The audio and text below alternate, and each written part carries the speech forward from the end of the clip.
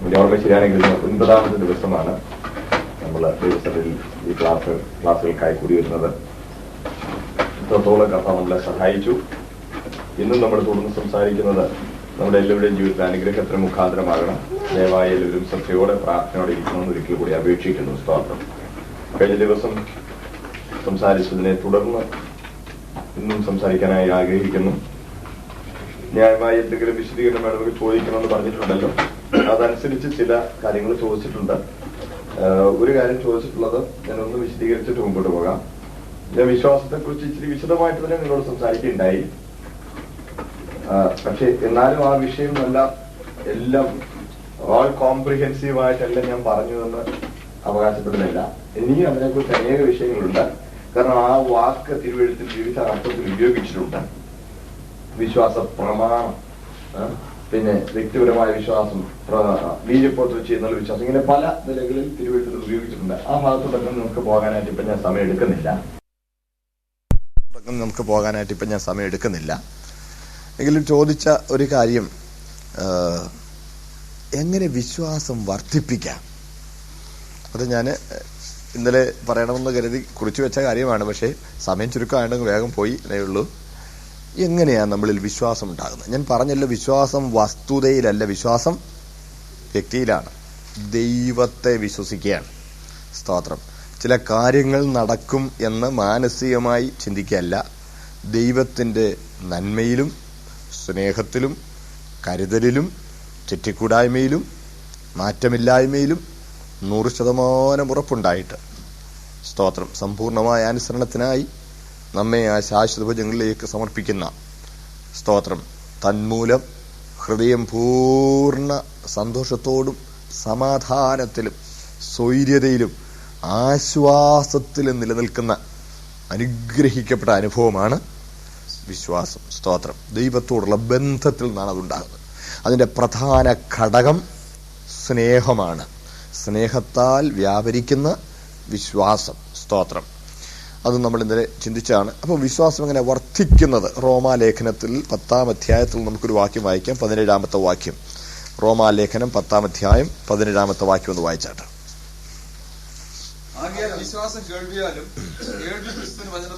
കേട്ടോ, എങ്ങനെയാ വിശ്വാസം വർദ്ധിക്കുന്നത്? വിശ്വാസം കേൾവിയാലും കേൾവി ക്രിസ്തുവിന്റെ വചനത്താലും വരുന്നു.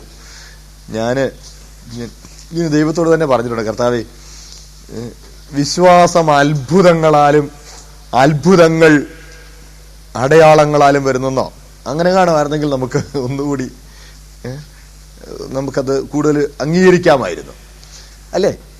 നിങ്ങളൊന്ന് ഓർത്ത് നോക്കി. ഞാനൊരു സ്ഥലത്ത് ചെന്നു, ഒരു പരസ്യം നടത്തുകയാണ്.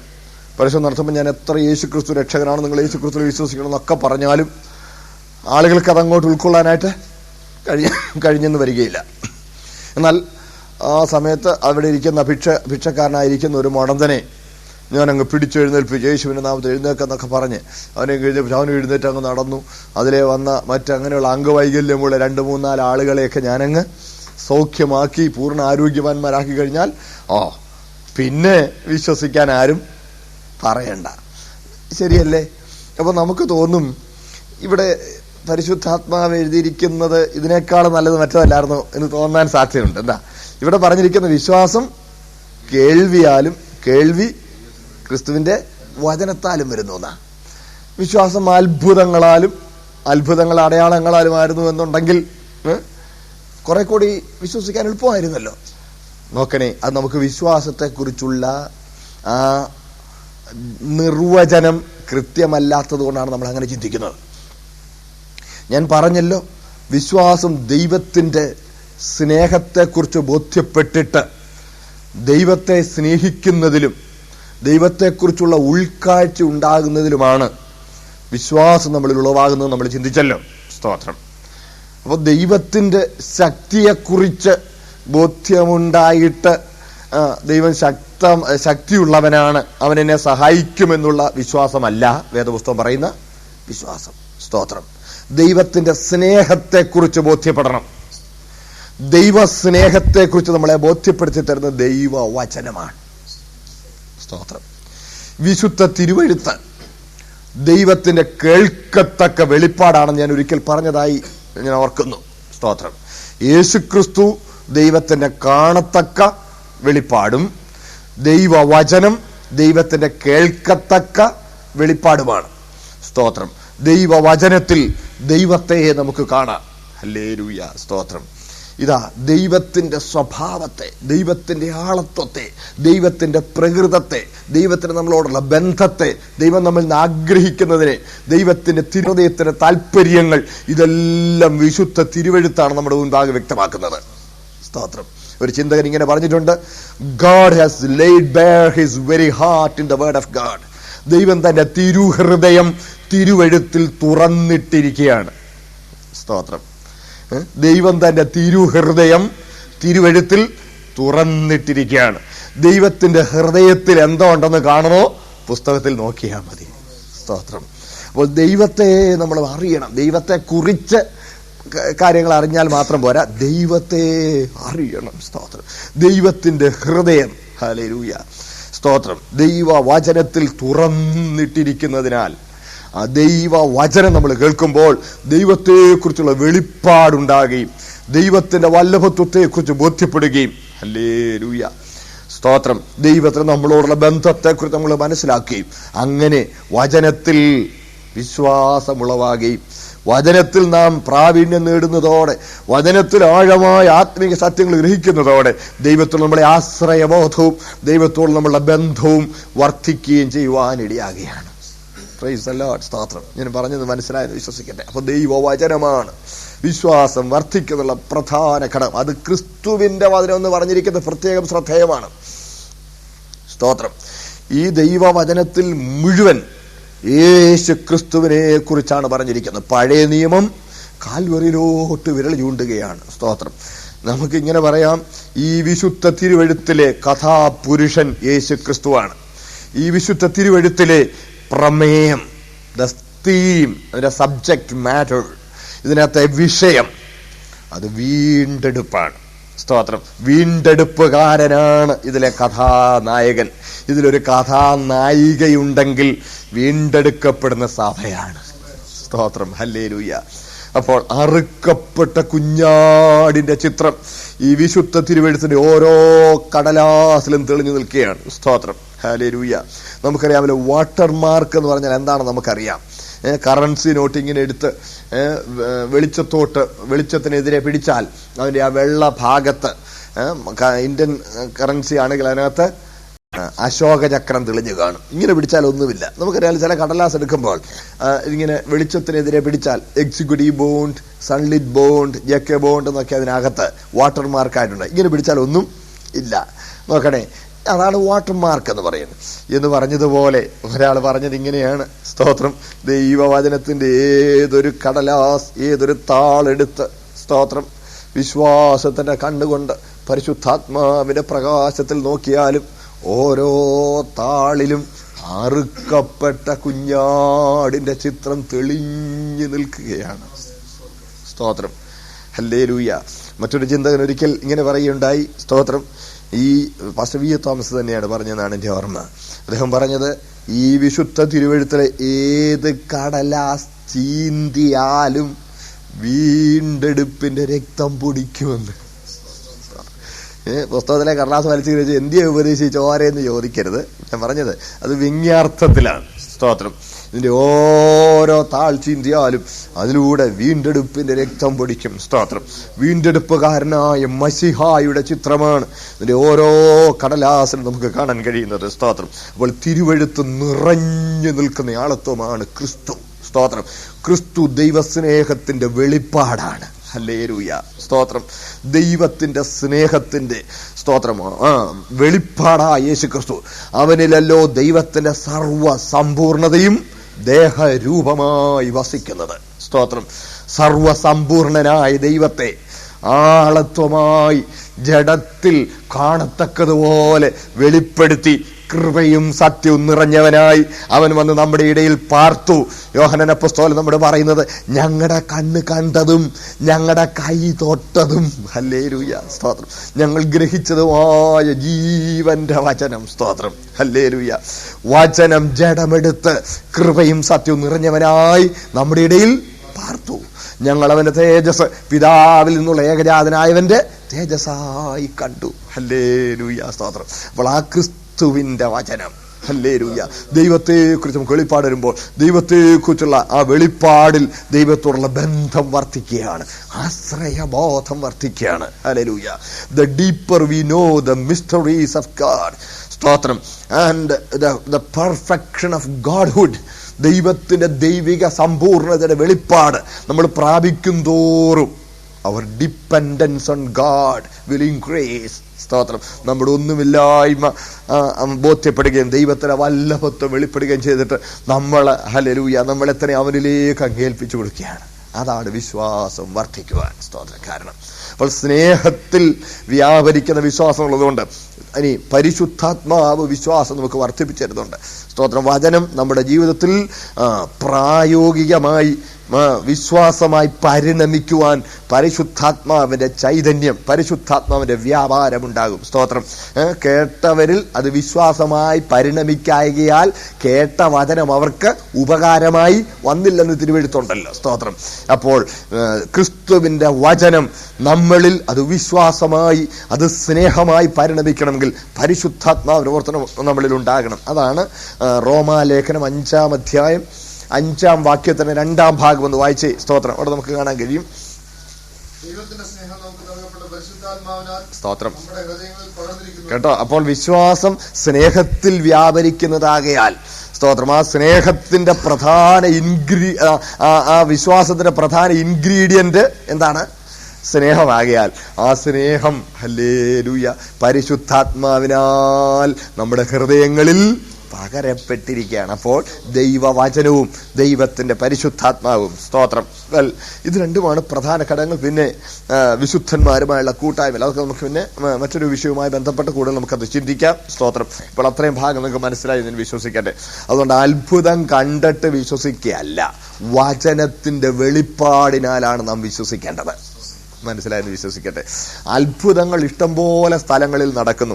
പുണ്യസ്ഥലങ്ങൾ എന്ന് വിശ്വസിക്കപ്പെടുന്ന സ്ഥലത്തേക്കുള്ള ആൾപ്രവാഹം ആണ്ടുതോറും വർദ്ധിക്കാൻ കാരണം എന്താണ്? അവിടെ അവർക്ക് അനുഭവങ്ങളുണ്ട്, അവരവിടെ അത്ഭുതങ്ങൾ കാണുന്നുണ്ട്. സ്തോത്രം. അതുകൊണ്ട് അത്ഭുതമല്ല, ആത്യന്തികമായുള്ള ദൈവപ്രവൃത്തിയുടെ തെളിവെന്ന് മറന്നു പോകരുത്. സ്തോത്രം. ഹല്ലേലൂയ. സത്യദൈവത്തിന്റെ വെളിപ്പാട് കേവലം അത്ഭുത പ്രവർത്തികളിലല്ല, പിന്നെ ദൈവസ്നേഹം അനുഭവിച്ചറിയുന്നതിലാണ്. സ്തോത്രം. ഹല്ലേലൂയ. പാപക്ഷമയിൽ, സ്തോത്രം, രക്ഷയുടെ സന്തോഷം അനുഭവിക്കുന്നതിലാണ് നമ്മൾ അനുഭവിക്കേണ്ടത്. സ്തോത്രം. ഞാൻ പറയുന്നത് മനസ്സിലാകുന്നത് വിശ്വസിക്കട്ടെ. സ്തോത്രം. അവിടെ സുവിശേഷീകരണത്തിലെ അത്ഭുതങ്ങളുടെ സ്ഥാനമൊക്കെ നമുക്ക് പിന്നെ നേരം കിട്ടുകയാണെങ്കിൽ നമുക്ക് ചിന്തിക്കാം. സ്തോത്രം. അപ്പോൾ അത്രയും പറഞ്ഞിട്ട് ഞാൻ ഇനി നമ്മുടെ ആ മെയിൻ വിഷയത്തിലേക്ക് തന്നെ ഞാൻ കടക്കട്ടെ. അപ്പോൾ വിശ്വാസം നമ്മൾ എങ്ങനെയാണ് വർദ്ധിക്കുന്നത് എന്നുള്ളത്, സ്തോത്രം, ബോധ്യപ്പെട്ടല്ലോ. സ്തോത്രം. പ്രിയ ദൈവമക്കളെ, നമ്മൾ ചിന്തിച്ചുകൊണ്ടിരിക്കുന്ന ആ മെയിൻ ഫ്രെയിം വർക്ക്, അതിന്റെ ആ ഔട്ട്ലൈൻ നമ്മുടെ മനസ്സിൽ നിന്ന് പോകരുത്. അനാദിയിലെ നിർണയം, ആദി മുതലുള്ള ദൈവപ്രവർത്തികളിൽ പടിപടിയായി നിവർത്തിച്ചുകൊണ്ടിരിക്കുകയാണ്. സ്തോത്രം. അപ്പോൾ ദൈവസഭ ജീവനേക്കാളേറെ ദൈവത്തെ സ്നേഹിക്കുന്ന, സ്തോത്രം, നിത്യതയിൽ ഒരിക്കലും നഷ്ടപ്പെട്ടു പോകാൻ സാധ്യതയില്ലാതെ ജീവനേക്കാളേറെ കർത്താവിനെ സ്നേഹിക്കുന്ന, സ്തോത്രം, ആ ഒരു ദൈവസഭയുടെ രൂപീകരണത്തിനായുള്ള പടികളാണ് നമുക്ക് ആദ്യം മുതലുള്ള ദൈവപ്രവൃത്തിയിൽ കാണുവാൻ കഴിയുന്നത്. സ്തോത്രം. ഹല്ലേലൂയ. അതിനാണ് ഓരോ ചുവടും അതിന് തന്നെയായിരുന്നു. അപ്പോൾ ആദിയിൽ സ്വർഗവും ഭൂമിയും സൃഷ്ടിക്കുന്നതും അതിന്റെ ഒരു പടിയായിട്ടാണ്. സ്തോത്രം. മനുഷ്യ ചരിത്രത്തിലേക്ക് ലൂസിഫർ കടക്കാൻ തുടങ്ങിയപ്പോൾ ദൈവം അതിനെ തടയാഞ്ഞതും മനസ്സിലാവുന്നുണ്ടല്ലോ. സ്തോത്രം. When Lucifer was trying to intrude into human history, God did not prevent him because God had a purpose even in that. ഞാനത് വിശദീകരിച്ചായിരുന്നല്ലോ. സ്തോത്രം. അട്ടെ, അങ്ങനെ പടിപടിയായുള്ള എല്ലാ കാര്യത്തിലും ദൈവത്തിന്റെ ആ ലക്ഷ്യത്തിലേക്കുള്ള പ്രയാണമാണ് നമുക്ക് കാണാൻ കഴിയുന്നത്. സ്തോത്രം. അങ്ങനെ 2 മാർഗങ്ങളെ കുറിച്ച് നമ്മൾ കഴിഞ്ഞ ദിവസം ചിന്തിച്ചു. കർമ്മമാർഗവും വിശ്വാസമാർഗം. അതും ദൈവം അനുവദിച്ചത് മനുഷ്യൻ ആരാണെന്നുള്ളത് മനുഷ്യനെ ഒന്ന് ബോധ്യപ്പെടുത്തി കൊടുക്കാനാണ്. ചെയ്തോളാം മനുഷ്യൻ സ്വയമായ അഹങ്കാരിയാണ്. അവന് വിനയമുള്ളവനല്ല, അവന് സമർപ്പണമുള്ളവനല്ല, അവന് താഴ്മയില്ല. ഞാൻ ചെയ്തോളാമെന്ന്.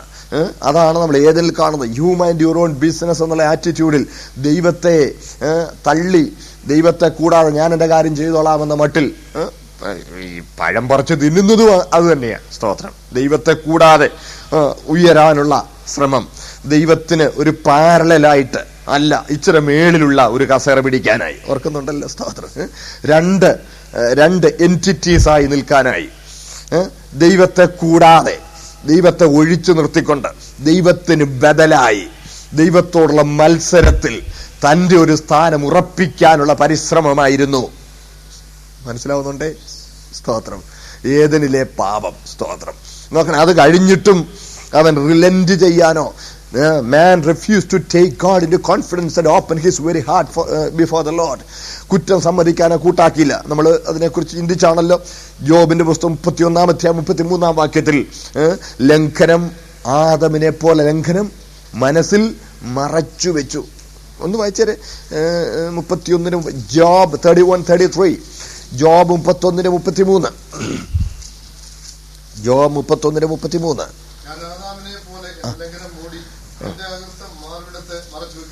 നോക്കണേ, ആദാം ചെയ്തതാ. തന്റെ ലംഘനം മൂടി, അകൃത്യം മാർവിടത്ത് മറച്ചു വെച്ചു. ദൈവം മുമ്പിൽ തുറന്നു പറയാനായിട്ട് അവൻ കൂട്ടാക്കിയില്ല.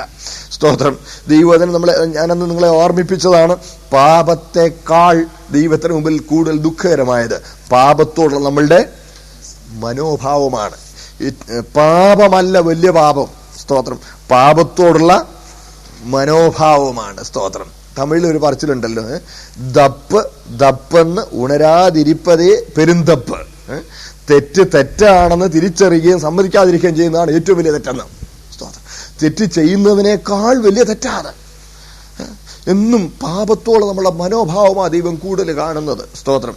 അതുകൊണ്ടാണ് നമ്മുടെ സദൃശവാക്യം 28-ാം അധ്യായത്തിന്റെ 13-ാം വാക്യം വായിക്കുമ്പോൾ 28-13 ഒന്ന് വായിച്ചേരെ.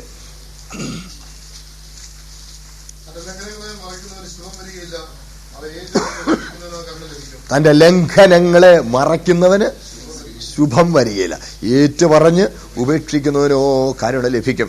അതുകൊണ്ടാണ് നമ്മൾ ചിന്തിച്ചല്ലോ, ദാവീദിനെ കുറിച്ച് ദൈവം അരുളി ചെയ്യുന്നത് എന്റെ ഹൃദയപ്രകാരമുള്ള ദാവീദ്. സ്തോത്രം. പല കുറ്റം ചെയ്തിട്ടും അവൻ ദൈവം ആ ഹൃദയം തുറന്നു കൊടുക്കാൻ മനസ്സ് വെച്ചതുകൊണ്ട്. സ്തോത്രം. അങ്ങനെ മനുഷ്യന് മത്സരിയായി തുടരുകയാണ്. രണ്ട് മാർഗം, കർമ്മമാർഗം, മത്സരത്തിന്റെ മാർഗമാണ്. ഞാൻ ചെയ്തോളാം ഹുങ്കോടുകൂടെ നടക്കുക. സ്തോത്രം. വിനയപ്പെടാൻ, ഹൃദയം തുറക്കാൻ മനസ്സില്ല. ദൈവസ്നേഹം അംഗീകരിക്കാൻ മനസ്സില്ല.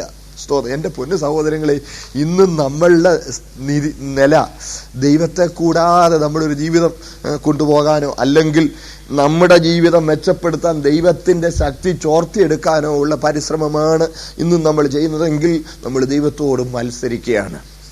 അതൊരു സത്യമായിരിക്കുമ്പോൾ തന്നെ ഇന്ന് ക്രൈസ്തവ സമൂഹത്തിലെ ബഹുഭൂരിപക്ഷമല്ല, സിംഹഭൂരിഭാഗവും, I think about 90% of the whole Christian population around us, അവരെല്ലാം ദൈവത്തെ ഉപയോഗിച്ച് തന്റെ കാര്യം നടത്താനുള്ള പരിശ്രമമാണ്.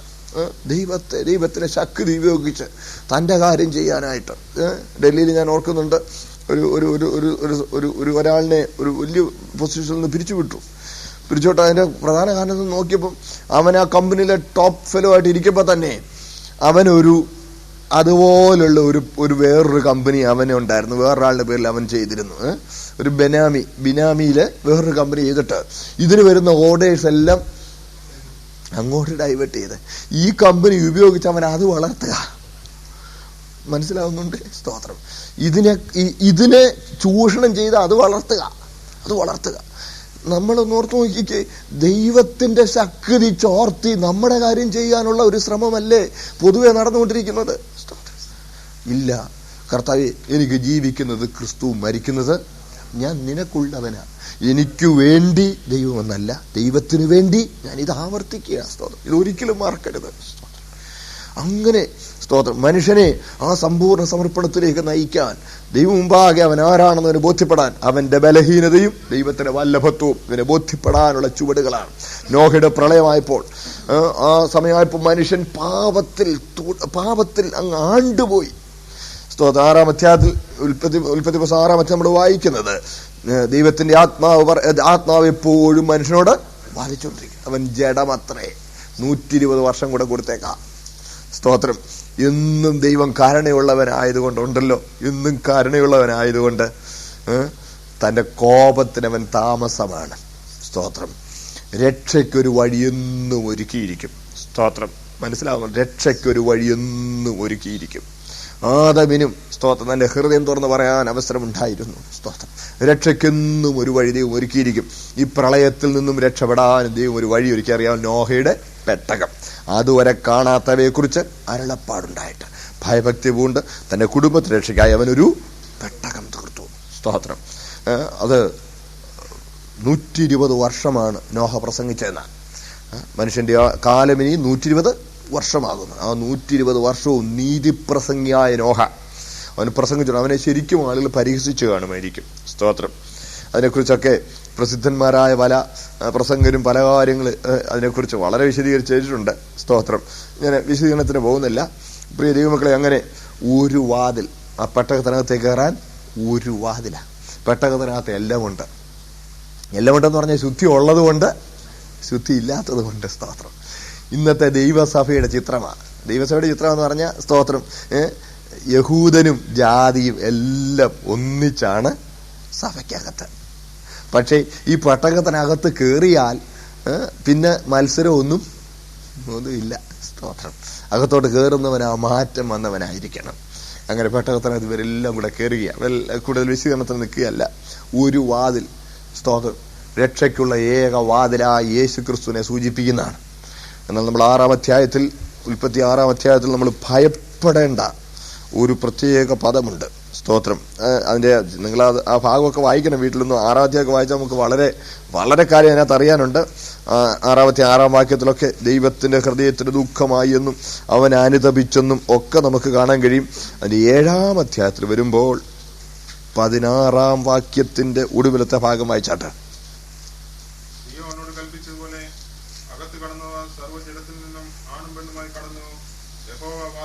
കേട്ടോ? യഹോവ വാതിൽ അടച്ചു. കൃപയുടെ വാതിൽ അടയും. ഏതെങ്കിലും ഒരു മനുഷ്യനെയാണ് ഇത് ഏൽപ്പിച്ചിരുന്നതെങ്കിൽ, ഈ വാതിലടയ്ക്കുന്ന പണി ഏൽപ്പിച്ചിരുന്നതെങ്കിൽ, അവൻ ആരോടെങ്കിലും ഒക്കെ ഒരു ദാക്ഷിണ്യമൊക്കെ കാണിച്ചേനെ. യഹോവ വാതിൽ അടച്ചു. സ്തോത്രം. യഹോവ വാതിൽ അടച്ചു.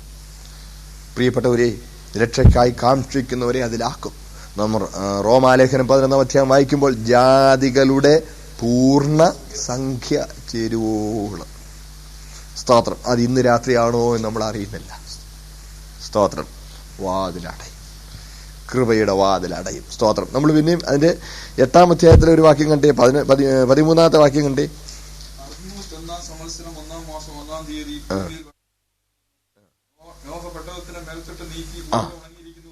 നോക്കണേ, ഈ അടച്ച വാതില്, സ്തോത്രം, യഹോവയായ വാതില് അതിനെ തുറക്കുന്നില്ല. നോഹ പെട്ടകത്തിന്റെ മേൽത്തട്ട് നീക്കി. സ്തോത്രം. മേൽത്തട്ട് നീക്കി അവരിറങ്ങുന്നേ. ഈ നോഹയും ഈ സ്ത്രീകളും ഇവരെല്ലാം മേൽത്തട്ട് നീക്കി ഇറങ്ങുക. നോഹേ, ആ വാതിൽ തുറന്നിങ്ങി ഇറങ്ങിപ്പോരരുതോ? നോഹയ്ക്ക് പറയാനുള്ളത് ഇല്ല. യഹോവ വാതിൽ അടച്ചിരിക്കുക. അത് തുറക്കാൻ ഞാൻ ആളല്ല. മേൽത്തട്ട് നീക്കിയാണ് ഇവരിറങ്ങുന്നത്. നിങ്ങളെന്റെ കൂടെ ഉണ്ടല്ലോ. സ്തോത്രം. ഒരിക്കൽ രക്ഷയുടെ വാതിൽ അടച്ചാൽ പ്രൈസല്ലോ, പിന്നെ അത് തുറക്കുകയില്ല. ഹല്ലേലൂയ. ഇപ്പോഴാകുന്നു സുപ്രസാദകാലം. ഇപ്പോഴാകുന്നു രക്ഷാദിവസം. സ്തോത്രം. വളരെ വിഷമം തോന്നാറുണ്ട്. കാരണം ആളുകളോട് എത്ര പറഞ്ഞാലും അവർക്ക് മനസ്സിലാവില്ല. ആളുകൾ പിന്നെയും ലൗകികവും ഭൗമികവുമായ നേട്ടത്തിനു വേണ്ടി പരക്കം പായുകയാണ്. ഈ പരക്കം പാച്ചിലിനിടയിൽ നിത്യതയുടെ കാര്യം അവർ മറന്നുപോയി. സ്തോത്രം. ബാക്കിയെല്ലാം തിരക്കൂടുക, ഇവിടെ മാത്രം മനുഷ്യനെ ഉദാസീനപ്പെടുകയാണ്. ഞാൻ അതിനെക്കുറിച്ച് വിശദീകരിക്കുന്നില്ല. പ്രിയപ്പെട്ടവരെ, മേൽത്തട്ട് നീക്കി അവർ പുറത്തിറങ്ങി. ആ ഭൂമിയും നശിപ്പിക്കപ്പെട്ടു എന്നാണ് കർത്താവ് നമുക്ക് തിരുവഴുത്തിൽ നിന്ന് കാണാൻ കഴിയുന്നത്. സ്തോത്രം. ഭൂമിയോടുകൂടി നശിപ്പിച്ചു. മൃഗജാലങ്ങളെ, പക്ഷിമൃഗാദികളെ, മനുഷ്യവർഗത്തെ മുഴുവൻ നശിപ്പിച്ചു. സ്തോത്രം. 8 പേര് മാത്രം രക്ഷപ്പെട്ടു. സ്തോത്രം. അന്ന് മുതൽ ഭൂമിയിൽ ശരിക്കും മാറ്റമാണ്. അന്നത്തെ ഭൂമിയല്ല ഇന്നത്തെ ഭൂമി. ഭൂമിക്കും അടിസ്ഥാനപരമായ മാറ്റമുണ്ടായി. ഭൂമി പൊട്ടിപ്പിളർന്നു. ഭൂമിയിൽ നിന്ന് മഞ്ഞ് പൊങ്ങുന്നത് നിന്നു. മേളിൽ നിന്ന് വെള്ളം ഒഴിക്കുന്ന പരിപാടിയായി. വേലാടി വളക്കൂറുള്ള മണ്ണ് ഒലിച്ചു പോകുന്നതായി എന്ന് വേണ്ട, ഭൂമി ആകെ അധപ്പതിച്ചു. മാത്രമല്ല, ഭക്ഷണ രീതി പോലും മാറി. അതിനു മുമ്പ് ഭൂമിയിൽ മൃഗങ്ങളും മനുഷ്യനും തമ്മിൽ ഈ വലിയ ശത്രുതയൊന്നുമില്ലായിരുന്നു. നാം ദൈവത്തിനെ പരിശോധിച്ചാൽ ആദ്യം ദൈവം മനുഷ്യന് ഭക്ഷണത്തിന് കൊടുത്തിരുന്നത് പഴങ്ങളായിരുന്നു. ഏദൻ തോട്ടത്തിൽ പഴങ്ങൾ. വാക്യങ്ങളൊന്ന് വായിച്ചു തരും, വേഗം വായിച്ച പോക്കൂ. 2-ാമത്തെ ഉൽപ്പത്തി 2:16 വായിച്ചാട്ടെ.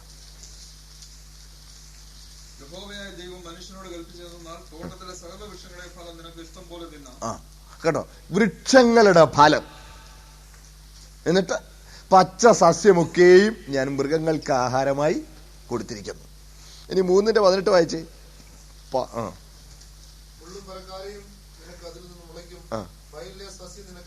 കേട്ടോ, പാപം ചെയ്ത് കഴിഞ്ഞപ്പം ഭൂമി അതിന്റെ പുഷ്ടി നിനക്ക് തരികയല്ല, നിന്റെ ആഹാരത്തിന് മാറ്റം വന്നു. എന്താ? വയലിലെ സസ്യമൊക്കെ. പഴം തിന്നോണ്ടിരുന്ന മനുഷ്യൻ ഇപ്പൊ എന്തോ ആയി? സസ്യമൊക്കെ തിന്നാൻ. നോക്കണേ. അത് കഴിഞ്ഞു. ഇനി ഉൽപ്പത്തി 9-ാം അധ്യായം എടുത്തു. 9:3 വാക്യം വായിച്ചേ.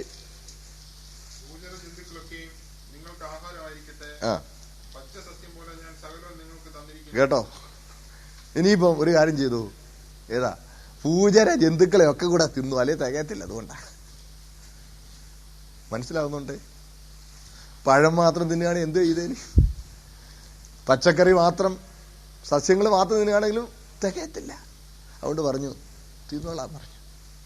ബാക്കിയൊക്കെ പൂജര ജന്തുക്കളും പച്ച സസ്യവും ഒക്കെ കൂടെ അങ്ങ് തിന്നോളാൻ പറഞ്ഞു. അന്ന് മുതൽ മനുഷ്യനും മൃഗവും തമ്മിൽ മത്സരമായി ചാപ്പാടിന് വേണ്ടി. മനസ്സിലാവുന്നുണ്ട്? സ്തോത്രം. അതുകൊണ്ടാ 2-ാം വാക്യം വായിച്ച്. 9:2. നിങ്ങളെയുള്ള പേടിയും നടുക്കവും ഭൂമിയിലെ സകല മൃഗങ്ങൾക്കും ആകാശത്തിലെ എല്ലാ പറവുകൾക്കും സകല ഭൂചരങ്ങൾക്കും സമുദ്രത്തിലെ സകല മത്സ്യങ്ങൾക്കും ഉണ്ടാകും. കേട്ടോ, നിങ്ങളെയുള്ള പേടി. സ്തോത്രം. രണ്ടും മനുഷ്യനും മൃഗവും കൂടി ഒരു തീറ്റയ്ക്ക് വേണ്ടി മത്സരിക്കുമ്പോ, മനസ്സിലായില്ലേ?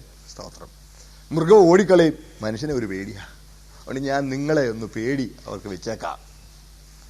സ്തോത്രം. അങ്ങനെ മനുഷ്യനെ അതിനെ കൊന്നു തിന്നുന്ന രീതിയായി. ഇന്നത്തെ അവസ്ഥയൊക്കെ ഓർത്ത് നോക്കണം. See, the best food is fruits. See, next to that is vegetables. Being a vegetarian, fruitarian, second vegetarian, താഴോട്ട് വന്നിട്ട് അത് കഴിഞ്ഞിട്ടാണ് നോൺ വെജ്. ഇപ്പൊ നമ്മൾ നേരെ തിരിച്ചാക്കി.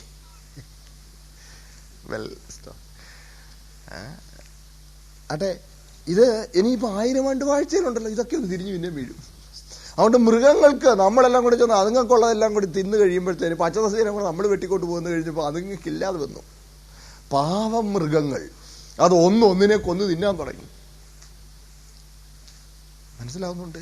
ഒന്നിനെ കൊന്നു തിന്നാൻ തുടങ്ങി. എന്നാൽ 1000 ആണ്ട് വാഴ്ച വരുമ്പോൾ ഈ ഭൂമി പിന്നെയും പഴയ പുഷ്ടിയിലേക്കൊന്ന് മടങ്ങി വരും. സ്തോത്രം. ദൈവം ഈ ഭൂമി ഒന്നുകൂടെ ഒന്ന് പുഷ്ടിയുള്ളതാക്കും. പുഷ്ടിയുള്ളതാക്കി കഴിയുമ്പോൾ, സ്തോത്രം, ഒരിക്കൽ കൂടി മൃഗങ്ങൾ വൈക്കോല് തിന്നുന്ന ആ അനുഭവത്തിലേക്ക് വരും. നമുക്കറിയാമല്ലോ, കുഞ്ഞാടും സിംഹവും ഒന്നിച്ച് വൈക്കോൽ തിന്നുന്ന ഒരു കാലമുണ്ടാകും. സ്തോത്രം. ആട്ടെ, അത് നമുക്ക് നേരം കിട്ടുകയാണെങ്കിൽ പിന്നെ ആ ഭാഗത്തേക്കൊക്കെ പോകാം. സ്തോത്രം. നോക്കണേ, ആ ഭൂമിയെ അല്ല, ഇപ്പോഴത്തെ ഭൂമി. അതാണ് പത്രോസ് അപ്പോസ്തലൻ പറയുകയാണ്, ഇപ്പോഴത്തെ ആകാശവും ഭൂമിയും അതേ വചനത്താൽ, സ്തോത്രം, തീക്കായി സൂക്ഷിച്ചിരിക്കുന്നു എന്നാണ് തിരുവെഴുത്ത് പറഞ്ഞിരിക്കുന്നത്. സ്തോത്രം. അന്നത്തെ ഭൂമി ദൈവം തന്റെ വചനത്താൽ സൃഷ്ടിച്ച ഭൂമി, വെള്ളത്തിൽ നിന്നും വെള്ളത്താലും ഉളവായ ഭൂമി, അത് വെള്ളത്തിൽ തന്നെ നശിച്ചു. എന്നാൽ ഇപ്പോഴത്തെ ആകാശവും ഭൂമിയും സ്തോത്രം തീക്കായി സൂക്ഷിച്ചിരിക്കുന്നു എന്ന് പത്രോസ് അപ്പോസ്തലൻ തന്റെ ലേഖനത്തിൽ പറഞ്ഞിട്ടുണ്ട്. ബാക്കിയല്ലോ എഴുതി വെച്ചിട്ടുണ്ട്. ബാക്കി എഴുതി സാരമില്ല, അത് പിന്നെ ഞാൻ കാണിച്ചു തരാം. എഴുതി വെച്ചിട്ടുണ്ട്. ഇപ്പൊ നോക്കാൻ പോയ താമസമാകും. സ്തോത്രം കണ്ണ് കാണാനായിട്ട് ഇച്ചിരി ബുദ്ധിമുട്ട് വരുന്നു. സ്തോത്രം വായിച്ചു വന്നാ അത് തന്നെയാണേ വായിക്കണം. അതല്ല സ്തോത്രം, ഇപ്പോഴത്തെ ആകാശവും ഭൂമിയും ഞാൻ കുറിച്ച് വെച്ചിട്ടുണ്ട്. ഞാൻ പിന്നെ കാണിച്ചു തരാം, എൻ്റെ കയ്യിലുണ്ട്. ഈ കൊച്ചക്ഷരത്തിൽ കുറിച്ചത് കൊണ്ട് കാണാനായിട്ട് ചെറിയ ബുദ്ധിമുട്ടുണ്ട്. സാരമില്ല, കാണിച്ചു തരാം പിന്നെ. അങ്ങനെ ഭൂമി തന്നെ മാറി, ഭൂമിക്ക് തന്നെ മാറ്റമുണ്ടായി. ഇന്ന് വല്ലാത്തൊരവസ്ഥയിൽ ഭൂമി പോയിക്കൊണ്ടിരിക്കുക. ഇത് പൊട്ടി പിളർന്നാടി കുലുങ്ങിയൊക്കെ ഇങ്ങനെ പോകുക. അപ്പോൾ മനുഷ്യന്റെ ബലഹീനത അവൻ ഒന്നുകൂടെ ബോധ്യപ്പെടാൻ ഇതും ഒരു മുഖാന്തരമായിട്ട് ദൈവം അനുവദിച്ചിരിക്കുക. ഏതാ ഇന്നത്തെ ഈ ഭൂമിയുടെ അവസ്ഥയും മനുഷ്യന്റെ ബലഹീനത അവന് ബോധ്യപ്പെടാൻ. പക്ഷെ അവിടം കൊണ്ടും മനുഷ്യൻ തന്റെ ബലഹീനത സമ്മതിക്കുന്നില്ല. അവന്റെ ഭക്ഷണക്രമത്തിൽ മാറ്റം വന്നപ്പോൾ അതവനെ അസുഖങ്ങൾ കൂടുതൽ വർദ്ധിപ്പിക്കാനും മനസ്സിലായില്ലേ? സ്തോത്രം. മൃഗങ്ങൾ ആക്രമിക്കുന്നത്, പാമ്പ് കടിക്കുന്നതും ഒക്കെ മനസ്സിലായില്ലേ? ഇതൊക്കെ മനുഷ്യന് തന്റെ ബലഹീനത ഒന്നുകൂടി ബോധ്യപ്പെടാനൊക്കെ മുഖാന്തരങ്ങളായി ദൈവം അനുവദിച്ചതാണ്. പക്ഷെ അവിടെ ഒന്നും മനുഷ്യൻ തന്റെ ബലഹീനത അംഗീകരിക്കുന്നില്ല. സ്തോത്രം. നോഹയുടെ പ്രളയശേഷവും അന്നത്തെ ഏറ്റവും മിടുക്കനായ നോഹ പോലും, അറിയാമല്ലോ നോഹയെ കുറിച്ച് പറഞ്ഞിരിക്കുന്നത്, ആ തലമുറയിൽ നീതിമാനായിരുന്നു. നോഹ ആ തലമുറയിൽ നീതിമാനായിരുന്നു എന്ന് പറയുമ്പോൾ അന്ന് കൂട്ടത്തില് നല്ലയാളാ. സ്തോത്രം. പക്ഷെ അവന്റെ അവസ്ഥ നമുക്കറിയാം. അവന്റെ പ്രളയത്തിന് ശേഷമുള്ള 350 വർഷക്കാലം അതിന്റെ ആരംഭത്തിൽ വീഞ്ഞു കുടിച്ച് ലഹരി പിടിച്ചുള്ള അവസ്ഥ നോക്കണേ. അവിടെയും പിന്നെയും പാപത്തിൽ മനുഷ്യൻ തുടരുകയാണ്. പാപത്തിൽ തുടർന്നപ്പോൾ വലിയ പാപത്തിന്റെ ആധിക്യമുണ്ടായ സോദോം ഗോമോറായി ആകാശത്തുനിന്ന് തീയും ഗന്ധകവും വർഷിപ്പിച്ചു. സ്തോത്രം. ചുട്ടുകളഞ്ഞു. അതാണ് ഇന്നത്തെ ചാവുകടലായിരിക്കുന്നത്. സോദോം, ഗോമോറ, അദ്മാ, സെബോയീം, ഇനി 4 പട്ടണങ്ങളാണ്. സോദോം, ഗോമോറ വലിയ പട്ടണങ്ങളും അദ്മായും സെബോയീമും 2 ചെറിയ പട്ടണങ്ങളുമായിരുന്നു. ആകാശത്തുനിന്ന് തീയും ഗന്ധവും വർഷിപ്പിച്ച് അത് ചുട്ടുകളയുവാൻ ഇടയായി തീർന്നു. സ്തോത്രം. അതിനെക്കുറിച്ച് ഈ കുറച്ചു നാൾ മുമ്പ് ഞാൻ വായിച്ച ഒരു ആർട്ടിക്കിൾ, ഒരു ചെറിയൊരു വിശദീകരണം പറയാം. സ്തോത്രം. അതായത് അത് പറഞ്ഞിരിക്കുന്നത് സോദോം ഗോമോറയിലെ പാപം, സോദോമി ലൈംഗിക അരാജകത്വമാണ്. അവിടെ ഈ സൾഫർ ആകാശത്തുനിന്ന് തീ അങ്ങ് വർഷിപ്പിച്ചാൽ പോരായിരുന്നോ? എന്തുകൊണ്ടായി സൾഫറും കൂടെ വർഷിപ്പിച്ചെന്നുള്ളതിന് ഒരാൾ പറഞ്ഞിരിക്കുന്ന ഒരു വിശദീകരണം, ഇന്ന് ഉള്ള ഈ എയ്ഡ്സ് വൈറസിന് സമാനമായ എന്തോ വൈറസ്, അങ്ങനെയുള്ള അസുഖങ്ങൾ ഉണ്ടാകത്തക്ക ജീവിതചര്യയായിരുന്നതുകൊണ്ട് ഉണ്ടായിരുന്നിരിക്കാമെന്നും അതിനെ നശിപ്പിക്കാനായിട്ടാണ് ആകാശം തീയും ഗന്ധവും വർഷിപ്പിച്ചതെന്നും. നോക്കണേ, ആ വർഷം ഒരു 2-2.5 വർഷങ്ങൾക്ക് മുമ്പ് ഞാൻ വായിച്ചാണ്. അദ്ദേഹം പറഞ്ഞിരിക്കുന്നത്, പിന്നെ എന്നെങ്കിലും ഇതിന് ഒരു പരിഹാരം ഉണ്ടാകുവാണെങ്കിൽ it will be a sulphur based medicine എന്ന ആ ചിന്തകൻ പറഞ്ഞത്. സ്തോത്രം. ഞാൻ ഈ അടുത്ത സമയത്തായി അതിനെ സംബന്ധിച്ച് റിസർച്ച് നടത്തുന്ന ആ ഒരു ടീമിൽ പെട്ട ഒരാളിനെ ബാംഗ്ലൂരിൽ വെച്ച് കാണുകയുണ്ടായി. അദ്ദേഹം പറഞ്ഞത് വളരെ പോസിബിലിറ്റി എന്നുള്ള സൾഫർ ബേസ്ഡ് ആയിട്ടുള്ള അതിനാണ് കൂടുതൽ സാധ്യതയുള്ളതെന്ന് പറഞ്ഞപ്പോൾ എനിക്ക് വലിയ സന്തോഷം തോന്നി. സ്തോത്രം. വളരെ സന്തോഷം തോന്നി.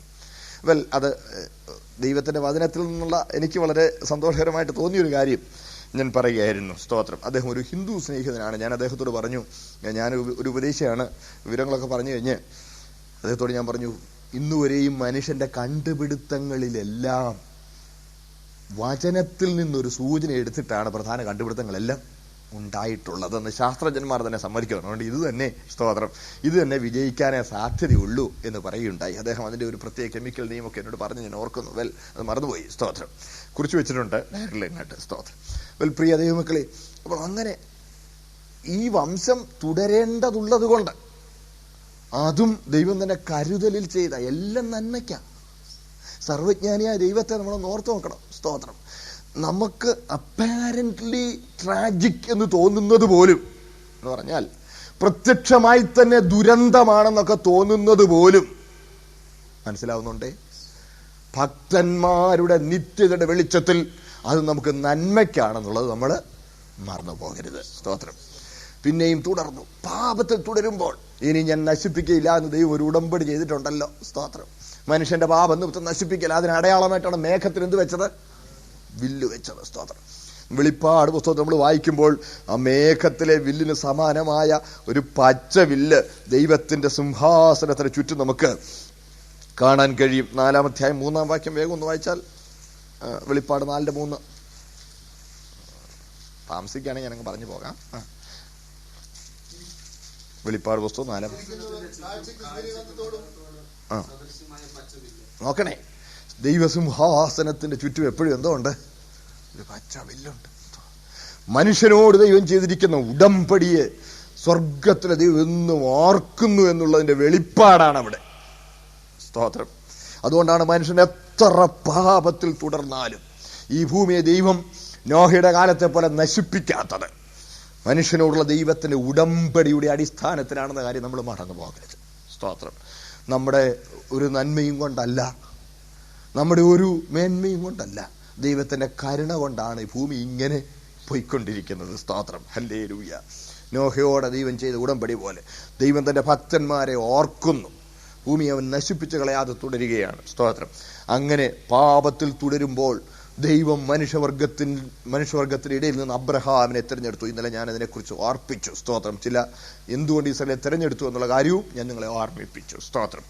അങ്ങനെ അവർക്ക് പ്രമാണം കൊടുത്തു. ഇനി ആ പ്രമാണം എത്ര സമയമായിപ്പോയി, സോറി. സ്തോത്രം. ഇന്ന് ആ പ്രമാണം, ന്യായപ്രമാണം, അതിനെ സംബന്ധിച്ചും സ്തോത്രം, യേശു ക്രിസ്തു പ്രമാണം നിവർത്തിച്ചതിനെ സംബന്ധിച്ചും തുടർന്ന് പറയുവാനായിട്ട് ഞാൻ ആഗ്രഹിക്കുകയാണ്. സ്തോത്രം. നമുക്കറിയാം ന്യായപ്രമാണം. പഴയ നിയമത്തിൽ പ്രധാനമായിട്ട് നമുക്ക് ന്യായപ്രമാണത്തെയാണ് നമുക്ക് കാണാൻ കഴിയുന്നത്. ഇന്നത്തെ പ്രധാന ഭാഗം അതായിരിക്കും കരുതി ഇച്ചിരി സമയം പോയി. എല്ലാവരും ശ്രദ്ധിക്കണേ. സ്തോത്രം. പ്രിയ ദൈവമക്കളെ, ദൈവം എന്തുകൊണ്ടാണ് ഈ ന്യായപ്രമാണം കൊടുത്തത്? ഒന്നാമത് ന്യായപ്രമാണം കൊടുത്ത് ഇസ്രായേലിനെ തെരഞ്ഞെടുത്ത് ന്യായപ്രമാണം കൊടുത്തു. ഇന്നലെ ഭാഗം അവിടെ പറഞ്ഞ് നിർത്തിയില്ല ഞാൻ. ഇന്നലെ അവിടെ വരെ പറഞ്ഞായിരുന്നല്ലോ. സ്തോത്രം. ശ്രദ്ധിക്കണേ. ഇസ്രായേലിനെ ദൈവം തെരഞ്ഞെടുക്കേണ്ട കാരണം എന്താണെന്ന് ഞാൻ പറഞ്ഞിരുന്നു. സ്തോത്രം. അങ്ങനെ അവർക്ക് പ്രമാണം കൊടുത്തു. ആ ന്യായപ്രമാണം എന്തുകൊണ്ടാണ് കൊടുത്തത്? ഒന്നാമത് ന്യായപ്രമാണം ചെയ്യുന്നത് പാപത്തെ നിർവചിക്കുന്നു. വാക്യങ്ങളൊന്ന് വായിക്കണം. സ്തോത്രം. റോമാലേഖനം എടുത്താണ്. അവിടെയാണ് പ്രധാനമായിട്ടും അവന്റെ വാക്യങ്ങൾ നമുക്ക് എളുപ്പം മനസ്സിലാക്കാവുന്ന വാക്യങ്ങൾ റോമാലേഖനത്തിലാണ് കാണാൻ കഴിയുന്നത്. റോമാലേഖനം 2-ാം അധ്യായം 18-ഉം 19-ഉം വാക്യങ്ങളൊന്ന് വായിച്ചാട്ട്. ന്യായപ്രമാണത്തിൽ ആശ്രയിച്ചും ദൈവത്തിൽ പ്രശംസിച്ചും ന്യായപ്രമാണത്തിൽ നിന്ന് പഠിക്കാൻ അവന്റെ ഇഷ്ടം അറിഞ്ഞും ഭേദാഭേദങ്ങൾ ഉപയോഗിച്ചും ജ്ഞാനത്തിന്റെയും സത്യത്തിന്റെയും സ്വരൂപം ന്യായപ്രമാണത്തിൽ നിന്ന് നിനക്ക് ലഭിച്ചതുകൊണ്ട് നീ കുരുടന്മാർക്ക് വഴി കാട്ടുന്നവൻ. കണ്ടോ? നോക്കണേ. ന്യായപ്രമാണത്തിൽ നിന്ന് ഭേദാഭേദങ്ങളെ തിരിച്ചറിയുന്നു. ന്യായപ്രമാണം നീതിയും പാപവും വകതിരിച്ച് കാണിക്കുന്നതാണ്. പാപത്തെ നിർവചിക്കുന്നതാണ്. ചില വാക്യം കൊണ്ടൊന്ന് വായിച്ചാട്ട്. അതിന്റെ 3:20 വായിച്ചാട്ട്. 20-ന്റെ 2-ാം ഭാഗം വായിച്ചാൽ മതി. 3:20-ന്റെ 2-ാം ഭാഗം.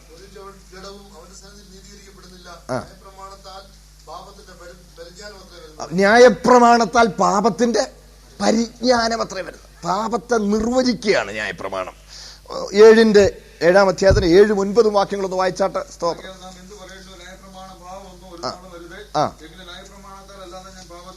കേട്ടോ? പറയാതിരുന്നെങ്കിൽ ഞാൻ മോഹത്തെ അറിയില്ലായിരുന്നു. പാപമോ അവസരം ലഭിച്ചിട്ട് കൽപ്പനയാൽ എന്നിൽ സകലവിധ മോഹത്തെയും ജനിപ്പിച്ചു. ന്യായപ്രമാണം കൂടാതെ പാപം നിർജീവമാകും. കേട്ടോ? ന്യായപ്രമാണം പാപത്തെ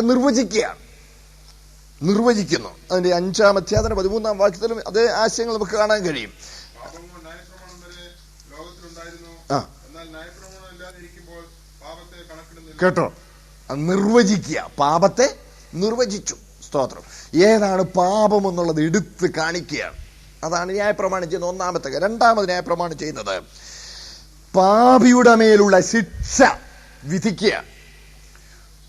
ന്യായപ്രമാണം പാപത്തിന്റെ ശിക്ഷ വിധിക്കുകയാണ്. The law pronounces God's punishment on sinners. ന്യായപ്രമാണം പാപത്തിന്റെ ശിക്ഷ വിധിക്കുന്നു. വായിച്ചാട്ട് വാക്യം. റോമാലേഖനം 4-ാം അധ്യായം 15-ാം വാക്യം.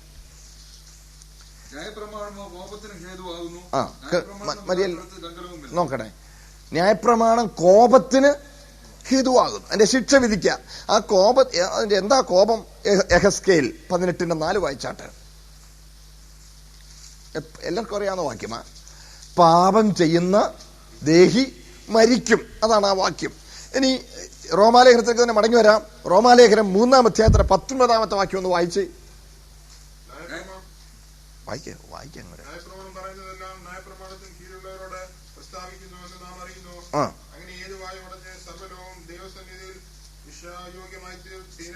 ഏത് വായും അടഞ്ഞ് ശിക്ഷായോഗ്യമായി തീരണം.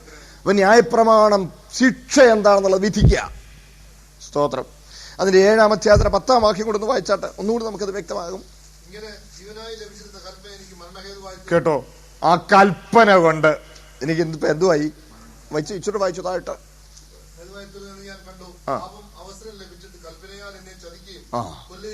കേട്ടോ, നോക്കണേ, പാപം ചെയ്യുന്ന ദേഹി മരിക്കും. ഇതാ ശിക്ഷാവിധി മനുഷ്യന്റെ മേൽ പ്രൊനൗൺസ് ചെയ്യുകയാണ്. സ്തോത്രം. 3-ാമത്, ഇനി പാപത്തിൽ നിന്ന് രക്ഷ പ്രാപിക്കാനുള്ള ദൈവിക വ്യവസ്ഥ ന്യായപ്രമാണം നമ്മുടെ മുമ്പിൽ അവതരിപ്പിക്കുകയാണ്. The law delineates God's, the divine law to receive forgiveness of sins and to inherit eternal life.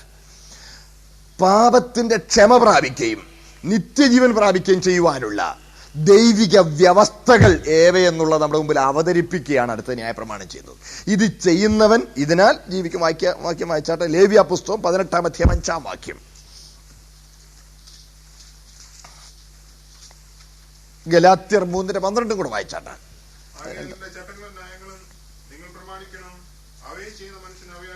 അവയെ ചെയ്യുന്ന മനുഷ്യൻ അവയാൽ ജീവിക്കും. ഗലാത്യ ലേഖനം 3-ാം അധ്യായം 12-ാം വാക്യത്തിൽ തന്നെ നമുക്ക് കാണാൻ കഴിയും. 3:12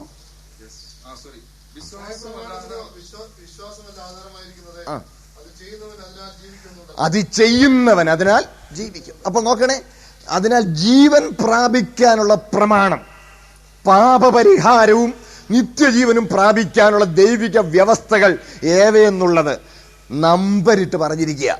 സ്തോത്രം. അതാണ് ന്യായപ്രമാണം ചെയ്യുന്നത്. അടുത്ത ന്യായപ്രമാണം ചെയ്യുന്നത് മനുഷ്യന്റെ പാപാവസ്ഥയെ വ്യക്തമാക്കുകയാണ്. സ്തോത്രം. വാക്യങ്ങൾ വായിച്ചാട്ടെ. റോമാലേഖനം 7:13 മുതൽ 15 വരെ. മനുഷ്യൻ എത്ര പാപിയാണെന്നുള്ളത്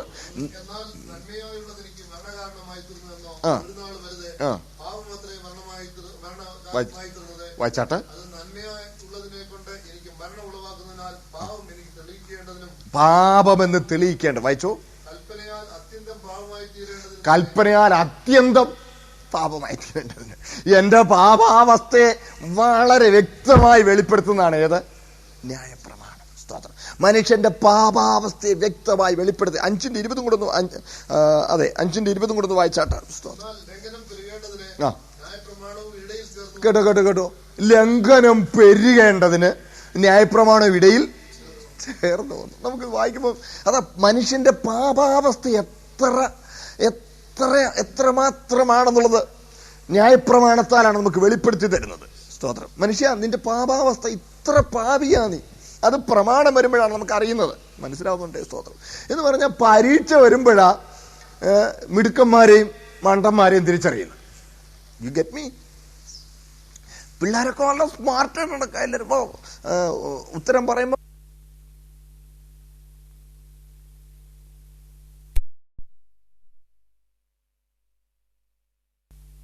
എന്ന് പറഞ്ഞതുപോലെയാ. സ്തോത്രം. പ്രമാണം വന്നപ്പോഴാ ഗതികേട് എന്താണെന്നുള്ളത് മനസ്സിലായത്. പാപം പെരുകേണ്ടതിന്, പാപാവസ്ഥ വ്യക്തമാകേണ്ടതിന്. സ്തോത്രം. ന്യായപ്രമാണം ഇടയിൽ വ്യക്തമാകുന്നുണ്ട് എല്ലാവർക്കും. സ്തോത്രം.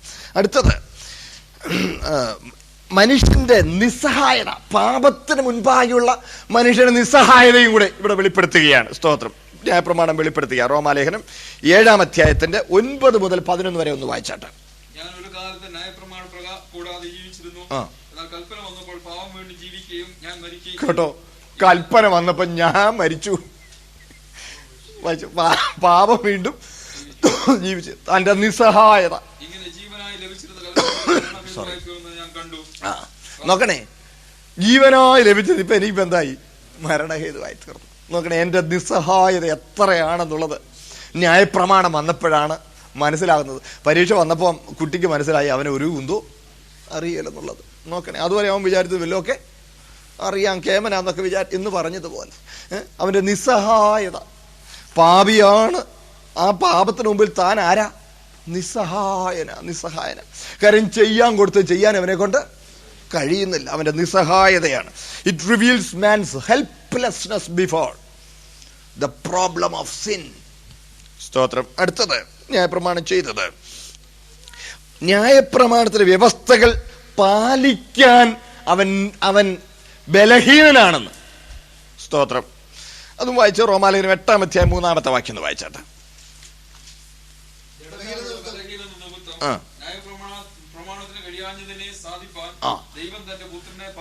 നോക്കണേ ഒരു നിമിഷം. ജഡത്താലുള്ള ബലഹീനത നിമിത്തം ന്യായപ്രമാണത്തിന് കഴിയാഞ്ഞതിന്, ന്യായപ്രമാണം നിവർത്തിച്ച് ജീവൻ പ്രാപിക്കാൻ ദൈവം വ്യവസ്ഥകൾ നമ്പരിട്ട് എഴുതി കൊടുത്തിരിക്കുക. അത് നിവർത്തിച്ച് ജീവൻ പ്രാപിക്കുവാൻ താൻ നിസ്സഹായനാണെന്നുള്ളത് മനുഷ്യനെ ബോധ്യപ്പെടുത്താൻ ന്യായപ്രമാണം ഉപകരിച്ചു. നോക്കണേ, അവൻ ബലഹീനനാണെന്നുള്ളത് ഇവനെ ഒന്ന് ബോധ്യപ്പെടുത്തണം. സ്തോത്രം. മനുഷ്യൻ ഞാൻ ചെയ്തോളാം അതാ ഇത് ചെയ്യേ. ഇതിന്റെ മുമ്പിൽ വന്നപ്പോൾ അവൻ എത്ര പാപിയാണെന്ന് കണ്ടു. പാപത്തിന്റെ നിർവചനം അവൻ കണ്ടു. പാപത്തെ നിർവചിച്ചതുകൊണ്ടാണ് അവൻ പാപിയാണെന്നുള്ള ബോധ്യപ്പെട്ടത്. അവന്റെ പാപാവസ്ഥ അവന് ബോധ്യപ്പെട്ടപ്പോൾ അതിന്റെ മുമ്പിൽ അവൻ നിസ്സഹായനാണെന്ന് തെളിഞ്ഞു. എന്നിട്ട് അവനത് ചെയ്ത് ജീവൻ പ്രാപിക്കാൻ കഴിയുകയില്ലെന്നുള്ളതും അവിടെ തെളിയിക്കപ്പെടുകയാണ്. സ്തോത്രം. ഞാൻ ഇതിനു മുമ്പിൽ നിസ്സഹായനാണ്, എന്നെ കൊണ്ട് കഴിയുകയില്ല. സ്തോത്രം. അതിന്റെ ഫലം എന്താണെന്നറിയാമോ? അടുത്തത് ക്രിസ്തുവിങ്കലേക്ക് നടത്തി. അടുത്ത ന്യായപ്രമാണം ചെയ്തത്, it leads man to Christ Jesus. വാക്യം വായിച്ചാട്ട് ഗലാത്യ ലേഖനം 3-ാം അധ്യായം 24-ാമത്തെ വാക്യം. ഗലാത്യർ 3:20.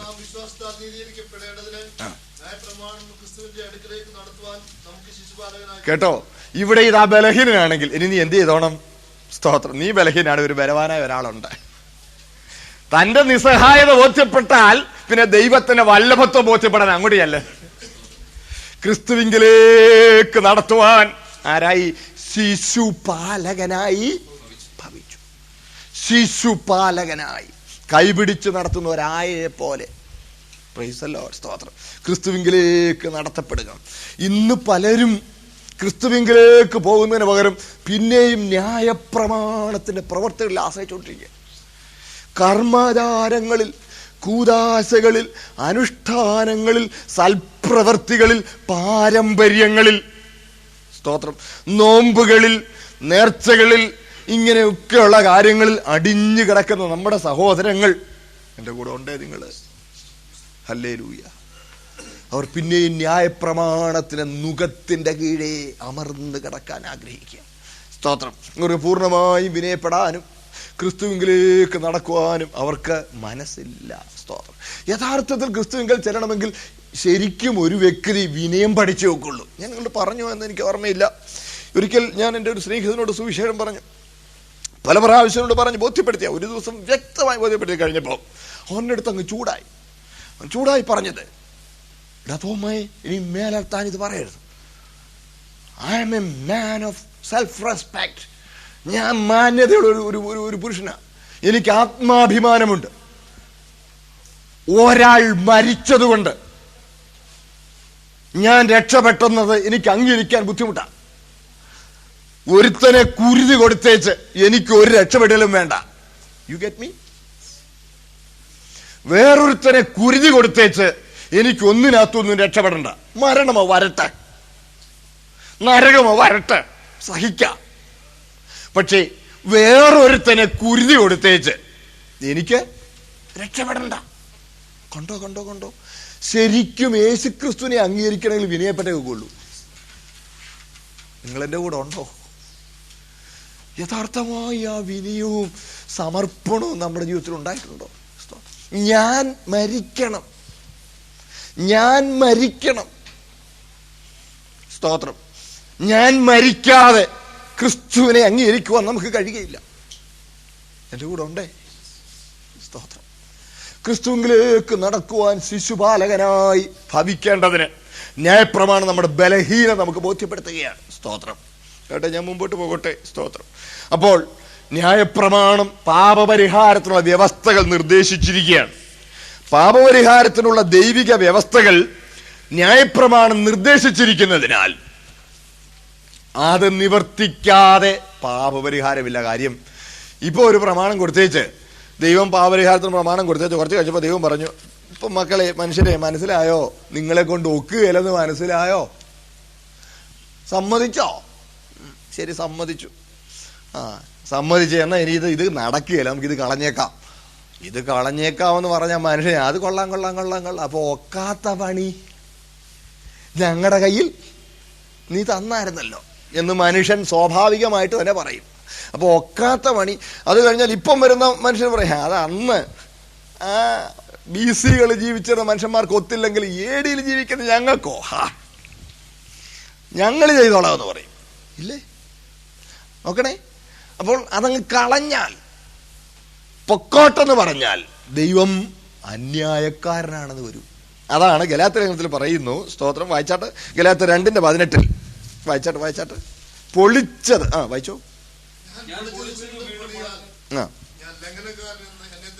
കേട്ടോ, പൊളിച്ചത് പണിതാൽ ലംഘനക്കാരൻ, പണിതത് പൊളിച്ചാലും ലംഘനക്കാരൻ.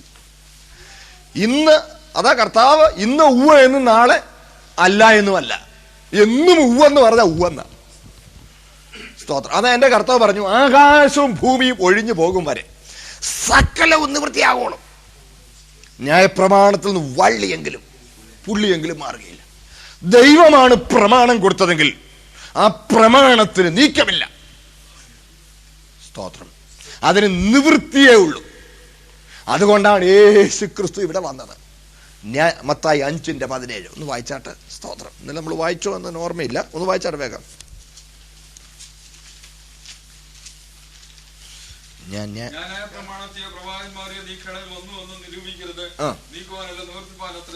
കേട്ടോ, ഞാൻ നീക്കാനല്ല വന്നത്, നിവർത്തിപ്പാനാ വന്നത്. ന്യായപ്രമാണത്തിന് നീക്കമില്ല, അതിന് നിവൃത്തിയുണ്ട്. അതാണ് റോമർ 8:1 മുതൽ നമ്മൾ വായിക്കുമ്പോൾ, 2-ാം വാക്യം മുതൽ വായിക്കുമ്പോൾ, ജഡത്താലുള്ള ബലഹീന നിമിത്തം ന്യായപ്രമാണത്തിന് കഴിയാഞ്ഞതിനെ സാധിപ്പാൻ ദൈവം തന്നെ പുത്രനെ പാപജഡത്തിന്റെ സാദൃശ്യത്തിലും പാപനിമിത്തവും അയച്ചു. പാപത്തിന് അവനെ ജഡത്തിൽ ശിക്ഷ വിധിച്ചു. സ്തോത്രം. നോക്കണേ, ന്യായപ്രമാണം പാപത്തിന് ശിക്ഷ നിർവചിച്ചെങ്കിൽ, പാപത്തിന് ശിക്ഷ വിധിച്ചെങ്കിൽ, സ്തോത്രം, ആ ശിക്ഷ കർത്താവ് സഹിക്കുക. ഹല്ലേലൂയ. സ്തോത്രം. നോക്കണേ, അപ്പോൾ ന്യായപ്രമാണം നിവർത്തിക്കാനാണ് യേശു വന്നത്. ഓർത്ത് നോക്കിക്കേ, പഴയ നിയമത്തിൽ കൊടുത്ത വ്യവസ്ഥ, പാപരിഹാരത്തിന് കൊടുത്ത വ്യവസ്ഥ മനുഷ്യന് ചെയ്യാൻ കഴിയാഞ്ഞപ്പോൾ എൻ്റെ കർത്താവ് അത് നിവർത്തിക്കാൻ വന്നു. അതുകൊണ്ട് കർത്താവ് ന്യായപ്രമാണത്തിന് കീഴെ ജനിച്ചു. വായിച്ചാട്ടെ. ഗലാത്യർ 4:4. ഗലാത്യർ 4:4. ഗലാത്യ ലേഖനം 4-ാം അധ്യായം 4-ാം വാക്യം.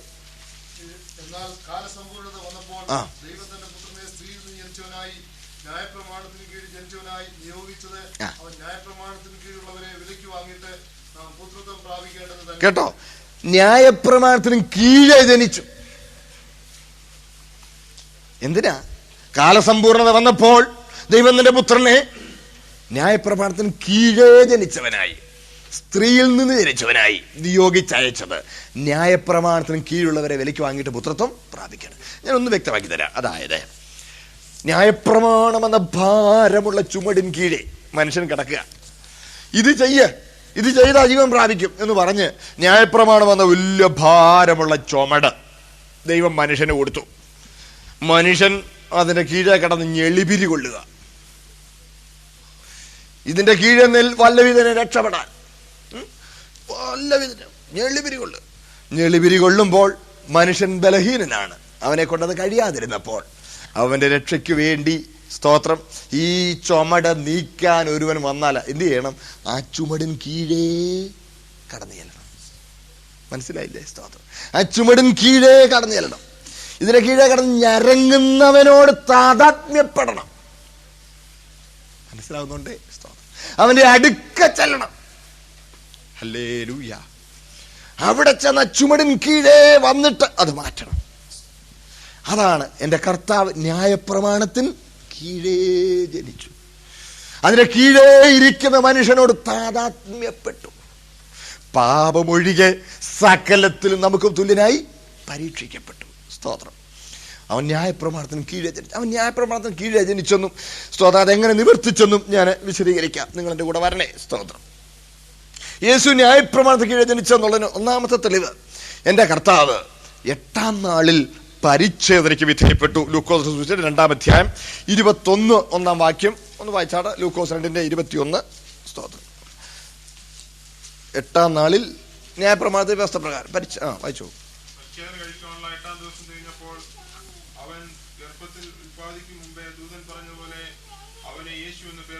ഇനി 22 വായിക്കുമ്പോൾ അവന്റെ അമ്മ ശുദ്ധീകരണ നിയമത്തിനും വിധേയപ്പെട്ടു.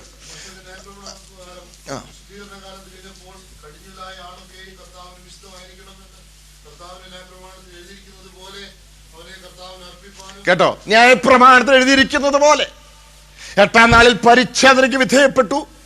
അവനെ അമ്മയും ശുദ്ധീകരണ നിയമങ്ങൾക്ക് വിധേയപ്പെട്ടു. സ്തോത്രം. എൻ്റെ പൊന്നു സഹോദരങ്ങളെ, നിത്യകന്യകയായിരുന്നു എന്നൊക്കെ പറഞ്ഞ പിന്നെ ശുദ്ധീകരണ നിയമത്തിന് വിധേയപ്പെടേണ്ട കാര്യമൊന്നും ഇല്ല. എൻ്റെ കൂടെ ഉണ്ടോ? പക്ഷേ അവൾ ന്യായപ്രമാണ പ്രകാരമുള്ള ശുദ്ധീകരണ നിയമങ്ങൾക്ക് അവൾ വിധേയപ്പെടുകയാണ്. സ്തോത്രം. മീൻസ് യേശുവിന് ശേഷം അവർക്ക് മക്കൾ ജനിച്ചിരുന്നതും അവരുടെ പേര് വരെ പുസ്തകത്തിൽ കൊടുത്തിട്ടുണ്ട്. യാക്കോബ്, യോസെ, യൂദ 3 സഹോദരന്മാരുടെ പേര് കൊടുത്തിട്ടുണ്ട്. 4 പേരുണ്ട്. യാക്കോബ്, യോസെ, യൂദ, ശീമോൻ. സഹോദരിമാരും എന്ന് പറഞ്ഞിട്ടുണ്ട്. നോക്കണേ, അപ്പോൾ അവൾ നിത്യകന്യകയായിരുന്നെന്നും ഒക്കെ പറയുന്നത് തികച്ചും അർത്ഥശൂന്യമായ കാര്യമാണ്. ദൈവം ആ മാന്യയായ ആ വിശുദ്ധ സ്ത്രീയെ തെരഞ്ഞെടുത്ത് സ്തോത്രം ലോകത്തിൽ ജനിക്കുവാൻ ഒരു പാത്രമായി സ്വീകരിച്ചു. അവൾ ശുദ്ധീകരണ നിയമങ്ങൾക്ക് വിധേയപ്പെട്ടു. സ്തോത്രം. അത് ആ വിഷയത്തിലേക്ക് ഞാൻ പോകുന്നില്ല. വിശദീകരണം ആവശ്യമുണ്ടെങ്കിൽ നമുക്ക് ചർച്ച ചെയ്യാമല്ലോ. സ്തോത്രം. പ്രിയപ്പെട്ട, അപ്പോൾ 8-ാം നാളിൽ പരിച്ഛേദനയേറ്റു. അമ്മ ശുദ്ധീകരണ നിയമങ്ങൾക്ക് വിധേയപ്പെട്ടു. അത് കഴിഞ്ഞു ന്യായപ്രമാണത്തിന്റെ വ്യവസ്ഥ പ്രകാരം വളർന്നു വരിക. അടുത്തത് ന്യായപ്രമാണത്തിന്റെ വ്യവസ്ഥ പ്രകാരം 12-ാമത്തെ വയസ്സിൽ യെരുശലേം ദൈവാലയത്തിലേക്ക് പോയി. ലൂക്കോസിന്റെ സുവിശേഷം 2-ാം അധ്യായം 42-ാമത്തെ വാക്യം ഒന്ന് വായിച്ചാട്ടെ. 12 വയസ്സായപ്പോൾ അവൻ പതിവുപോലെ പെരുന്നാളിന് പോയി. ശ്രദ്ധിക്കണേ, അതിന് ഭാഗമൊക്കെ മനസ്സിൽ വന്നല്ലോ. സമയം പോയതുകൊണ്ട് ഞാൻ വായിപ്പിക്കുന്നില്ല. നിങ്ങൾ പിന്നെ വീട്ടിൽ ചെന്നാൽ ഒരു പാരഗ്രാഫ് മുഴുവൻ വായിച്ചോളൂ. സ്തോത്രം. അതിന് താഴെ ഏറ്റവും വരെ വായിക്കുക. അത് ഈ 12-ാമത്തെ വയസ്സിലെ യെരുശലേം യാത്ര പ്രധാനമാണ്. അതായത് ഈ മോശ കൊടുത്ത ന്യായപ്രമാണത്തിന് വ്യാഖ്യാനങ്ങൾ കൊടുക്കുകയും അത് സംബന്ധമായുള്ള ചെറിയ ചെറിയ ഉപനിയമങ്ങൾ ശാസ്ത്രിമാർ രൂപീകരിക്കുകയും ചെയ്തിരുന്നു. അതിൽ കർത്താവ് അയോഗ്യമായതിനൊക്കെ വിധേയപ്പെട്ടു. ആ വ്യവസ്ഥ പ്രകാരം ഒരു യഹൂദ ബാലൻ 12 വയസ്സാകുമ്പോൾ ബാർ മിത്സ്വ എന്ന ഒരു ചടങ്ങിന് വിധേയപ്പെടണമായിരുന്നു. അതായത് 12 വയസ്സാകുമ്പോൾ ഈ ബാലൻ അതാത് സ്ഥലങ്ങളിലുള്ള സിനഗോഗിലോ യെരുശലേമിലെ ദൈവാലയത്തിലോ ചെന്ന് മൂപ്പന്മാരുടെ മുൻപാകെ അല്ലെ പുരോഹിതന്മാരുടെ മുൻപാകെ തന്നെ കാണിക്കണം. He should present himself before the elders or the priests, either in the synagogue or in the temple in Jerusalem. And the leaders, the elders or the priests, before whoever he appears himself, would ask him questions. അവനോട് ചോദ്യങ്ങൾ ചോദ്യങ്ങൾ 10 കൽപ്പനകൾ, അതുമായി ബന്ധപ്പെട്ട ചോദ്യങ്ങൾ, ഇതെല്ലാം ചോദിക്കുമ്പോൾ തൃപ്തികരമായ ഉത്തരം കൊടുത്താൽ അവനൊരു പദവി കൊടുക്കും. പ്രമാണത്തിന്റെ പുത്രൻ, ബാർ മിത്സ്വ എന്ന് പറയുന്ന അതാ. പ്രമാണത്തിന്റെ പുത്രൻ, ചൈൽഡ് ഓഫ് ദ കവനന്റ്. പ്രമാണത്തിന്റെ പുത്രൻ എന്നൊരു പദവി കൊടുക്കും. ഈ പദവി കിട്ടിക്കഴിഞ്ഞാൽ മാത്രമേ അബ്രഹാമിന് ദൈവം കൊടുത്ത വാഗ്ദത്തങ്ങൾക്ക് ഇവൻ അവകാശം അംഗീകരിക്കുള്ളൂ. അതിനുശേഷം മാത്രമേ ഇവൻ യഥാർത്ഥത്തിൽ ഒരു യഹൂദൻ ആണ് എന്നവർ അംഗീകരിക്കുള്ളൂ, ഒരു ഇസ്രായേലിനാണെന്ന് അവർ അംഗീകരിക്കുള്ളൂ. മാത്രമല്ല, ഈ പദവി ലഭിച്ച ശേഷം മാത്രമേ സിനഗോഗിലെ ശുശ്രൂഷകളിൽ പരസ്യമായി പങ്കെടുക്കുവാനും ന്യായപ്രമാണം പരസ്യമായി വായിക്കുവാനും ഇവൻ അവകാശമുള്ളൂ. അതിനുശേഷം മാത്രമേ ഇവനെ യഥാർത്ഥമായി പ്രമാണത്തിന്റെ പുത്രൻ എന്ന് അവർ അംഗീകരിക്കുകയുള്ളൂ. സ്തോത്രം. അതിനുശേഷമാണ് ഇവരെ പ്രായമുള്ളവരുടെ വേഷമൊക്കെ ധരിക്കുന്നതൊക്കെ അങ്ങോട്ട് പോകുന്നില്ല. നോക്കണേ, അങ്ങനെ 12-ാമത്തെ വയസ്സിൽ എല്ലാ ബാലന്മാരും ഇത് ചെയ്യണം. യേശു എന്ത് ചെയ്തു? യെരുശലേമിലെ ദൈവാലയത്തിൽ തന്നെ പോയി. നസ്രത്തിലെ സിനഗോഗിലേക്കല്ല, യെരുശലേം ദൈവാലയത്തിലേക്ക് ചെന്ന് മഹാപുരോഹിതന്മാർ മുമ്പിൽ തന്നെ ചെന്ന് നിന്നു. സ്തോത്രം. മഹാപുരോഹിതൻ മുമ്പിൽ ചെന്ന് നിന്നപ്പോൾ ന്യായപ്രമാണ സംബന്ധമായ ചോദ്യങ്ങൾ ചോദിച്ചു. തൃപ്തികരമായ ഉത്തരം കൊടുത്തു. കൂടുതൽ ചോദ്യങ്ങളായി. നല്ലതായിട്ട് ഉത്തരം പറയുന്നവർ കൂടുതൽ ചോദിക്കും. കൂടുതൽ ചോദ്യങ്ങളായി. എല്ലാത്തിനും ഉത്തരമായി. അപ്പോൾ അവർ അവന് ബാർ മിത്സ്വാ, പ്രമാണത്തിന്റെ പുത്രൻ എന്ന പദവി കൊടുത്തു. ആ പദവി കിട്ടിക്കഴിഞ്ഞാൽ പിന്നെ ന്യായപ്രമാണ സംബന്ധമായ ചോദ്യങ്ങൾ ചോദിക്കുകയും ചർച്ചകളിൽ പങ്കെടുക്കുകയും ഒക്കെ ചെയ്യാം. ഗുരു ഈ പദവി കിട്ടിക്കഴിഞ്ഞപ്പോൾ ഉടനെ അങ്ങ് പിന്മാറുകയല്ല. കർത്താവ് അങ്ങോട്ട് ചോദ്യങ്ങൾ ചോദിക്കാൻ തുടങ്ങി. സ്തോത്രം. അങ്ങോട്ട് ചോദ്യങ്ങൾ ചോദിക്കാൻ തുടങ്ങി. ചോദിച്ചപ്പോൾ പലതിനും അവർക്ക് ഉത്തരമില്ല. ഉത്തരമില്ലാതെ വന്നപ്പോൾ ഗുരു തന്നെ അങ്ങോട്ട് പറയുക, അതിന്റെ ഉത്തരം ഇതല്ലേ, ഇതിന്റെ ഉത്തരം അതല്ലേ എന്ന് പറയുമ്പോൾ അവർ അതിശയിച്ചു. ഇവന്റെ ജ്ഞാനം. നിങ്ങൾ വീട്ടിൽ ചെന്ന ആ ഭാഗം വായിക്കണം. സ്തോത്ര. സമയം കുറവായതുകൊണ്ടാണ് ഞാൻ വായിപ്പിക്കാത്തത്. അവരതിശയിച്ചിട്ട് പ്രായത്തിനും സ്ഥാനത്തിനും ഒക്കെ വളരെ വികൽപ്പിക്കുന്നവരാണ് ഇവർ. സ്തോത്രം. നോക്കണേ. പക്ഷെ ഈ 12 വയസ്സുകാരന്റെ ജ്ഞാനം കണ്ടപ്പോൾ മഹാപുരോഹിതന്മാര് പറയുകയാണ്, കസേര കൊണ്ടുവന്ന് പുരോഹിതന്മാരുടെയും പ്രമാണിമാരുടെയും നടുക്കിട്ടു. സ്തോത്രം. അവനെ അവിടെ ഇരുത്തി. ആ ചർച്ച നീളുകയാ. സ്തോത്രം. പെരുന്നാൾ ദിവസങ്ങളിൽ ചർച്ചകളുണ്ടിങ്ങനെ. ആ ചർച്ചകൾ ഇങ്ങനെ നീളുമ്പോൾ 3 ദിവസം ഗുരു ആ ചർച്ചയിൽ പങ്കെടുക്കുക. അങ്ങോട്ട് ചോദിക്കുകയും മറുപടി. അതൊരു ചർച്ചയായി. മനസ്സിലായല്ലോ? സ്തോത്രം. ഹല്ലേലൂയ. 3-ാം ദിവസം ഇവനെ കാണാഞ്ഞിട്ട് പോയവര് തിരിച്ചു ചെന്നു. 3-ാം ദിവസം നിന്നപ്പോഴും അവൻ അവിടെ ഉണ്ട്. മനസ്സിലായില്ലേ? സ്തോത്രം. ഉടനെ ചോദിക്കുക, മറിയോ, എന്റെ മോനെ, നീ ഞങ്ങളോട് ചെയ്യുന്നു, ഞാനും നിന്റെ അപ്പനും എത്ര വിഷമിച്ചു നിന്നെ തെരഞ്ഞു. അപ്പോൾ കർത്താവ് ഉച്ചരിച്ചതായി തിരുവെഴുത്തിൽ രേഖപ്പെടുത്തിയിരിക്കുന്ന ആദ്യത്തെ വാക്യം അവിടെ കാണാം. എന്താ അത്? എന്റെ പിതാവിനുള്ളതിൽ ഞാൻ ഇരിക്കേണ്ടതാകുന്നു നിങ്ങൾക്കറിഞ്ഞില്ല, എന്നെ അന്വേഷിച്ചത് എന്ത്? സ്തോത്രം. ഹല്ലേലൂയ. അതാണ് യേശു ഉച്ചരിച്ചതായി തിരുവെഴുത്തിൽ രേഖപ്പെടുത്തിയിരിക്കുന്ന ആദ്യത്തെ സ്റ്റേറ്റ്മെന്റ്. അപ്പൊ നോക്കണേ, പ്രമാണപ്രകാരം ആ ശുശ്രൂഷയ്ക്കും ആ ചടങ്ങിനും എന്റെ പൊന്നു കർത്താവ് വിധേയപ്പെട്ടു. സ്തോത്രം. ന്യായപ്രമാണത്തിന് കീഴേ വന്നു. അത് കഴിഞ്ഞു 12-ാമത്തെ വയസ്സ് മുതൽ 30-ാമത്തെ വയസ്സ് വരെ എവിടെ ആയിരുന്നു എന്ന് പലരും ചോദിക്കാറുണ്ട്, അല്ലേ? ഇവിടെ ഇങ്ങ് വന്ന് അഹമ്മദിയാസ് എന്ന് പറയുന്ന ആളിൽ പറയുന്ന അങ്ങ് കാശ്മീരി വന്നെന്നും അവിടെ യോഗ പഠിച്ചെന്നും ഒക്കെ, വേറെ കുറെ പേര് ഒന്ന് എസെന്യർ എന്ന് പറയുന്ന ആ ഗ്രൂപ്പിന്റെ കൂടെ കൂടിയെന്നും അവർക്ക് അങ്ങനെ അതീന്ദ്രിയ ജ്ഞാനമൊക്കെ ഉണ്ട്. ESP, എക്സ്ട്രാ സെൻസറി പെർസെപ്ഷൻ, അങ്ങനെയൊക്കെയുള്ള വലിയ ആളുകളാ. അത് മീൻസ് എസെന്യർ എന്ന് പറയുന്ന ഗ്രൂപ്പ് അവര് യഹൂദന്മാരിൽ തന്നെ ഉൾപ്പെട്ടവരാണ്. അവര് ന്യായപ്രമാണത്തിന്റെ എല്ലാ ചടങ്ങുകളും കൃത്യമായി ആചരിക്കുന്നവരും വളരെ ചിട്ടയായി ആജീവിക്കുന്നവരും ഒക്കെ ആയ ആളുകളാണ് എസേന്യർക്ക് വലിയ ആത്മീയ ജ്ഞാനവും ഒക്കെ പ്രാപിച്ചവരായിരുന്നു. അവരുടെ കൂടെ കൂടിയെന്ന് ഒരു കൂട്ടർ പറഞ്ഞു. വേറൊരു കൂട്ടർ പറഞ്ഞു ഇവിടെ വന്ന് യോഗ പഠിച്ചുകൊണ്ട് പോയത്. യോഗ പഠിച്ചുകൊണ്ട് പോയിട്ട് ആ യോഗ ശക്തി കൊണ്ടാണ് കർത്താവ് ഡെവലപ്പ് ചെയ്ത് നമ്മൾ പറഞ്ഞു ഓർക്കുന്നുണ്ടോ? വിശ്വാസം എന്ന് പറയുന്നത് അതാണെന്ന് പറയുന്നത്. ആന്തരികമായ ആത്മചൈതന്യത്തെ ജ്വലിപ്പിച്ച് മനുഷ്യർ സൂപ്പർമാൻ ആകാമെന്നാണ് ഇപ്പൊ പറയണത്. എന്റെ കൂടെ ഉണ്ട്. The psychic power remaining dormant in a man can be revived by certain rites and a disciplined life and by resorting to certain rituals. അങ്ങനെ ആ കർത്താവ് അതിന്റെ മാസ്റ്റർ ആയെന്നാണ് ഇവര് പറയുന്നത്. No, that is nonsense. That's against what the word of God tells. അവിടെ ദൈവത്തെ ഒഴിച്ചു നിർത്തുക, അവന്റെ ദൈവത്വത്തെ നിഷേധിക്കുകയാണ്. അതല്ല, അങ്ങനല്ല. സ്തോത്രം. 12-ാമത്തെ വയസ്സ് മുതൽ 30-ാമത്തെ വയസ്സ് വരെ എവിടെയായിരുന്നെന്ന് വേദപുസ്തകം പറയുന്നു. ഒന്ന് വായിച്ചാട്ടെ. സ്തോത്രം. അതിന് ലൂക്കോസ് സുവിശേഷം 2-ാം അധ്യായത്തിന് 50-52 വാക്യങ്ങൾ വായിക്കുമ്പോൾ അവിടെ എഴുതിയിട്ടുണ്ടത്.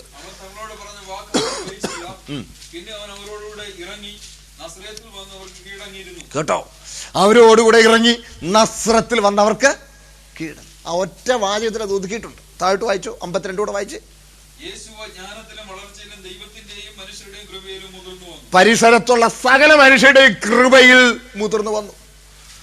നസ്രത്തിൽ ഏറ്റവും യോഗ്യനായ ചെറുപ്പക്കാരൻ ആരാന്ന് ചോദിച്ചാൽ എല്ലാവരും പറയാം അതാ യോസഫിന്റെ മകൻ യേശുവിനെ വാക്കാൻ പറയും. സ്തോത്രം. ദൈവത്തിന്റെയും മനുഷ്യരുടെയും കൃപയിൽ മുതിർന്നു വരികയാണ്. അവൻ അവിടെ തന്നെ ഉണ്ടായിരുന്നു. അതും ന്യായപ്രമാണത്തിന്റെ വ്യവസ്ഥ പ്രകാരമാണ്. സ്തോത്രം. വായിച്ചാട്ട് ആവർത്തന പുസ്തകം 21 അധ്യായം 18 മുതലുള്ള വാക്യം ഒന്ന് വായിച്ചാട്ട്. Deuteronomy chapter 21 verse 18 onwards. Deuteronomy 21:18 onwards. ചേട്ടാ വേഗം വായിച്ചാ.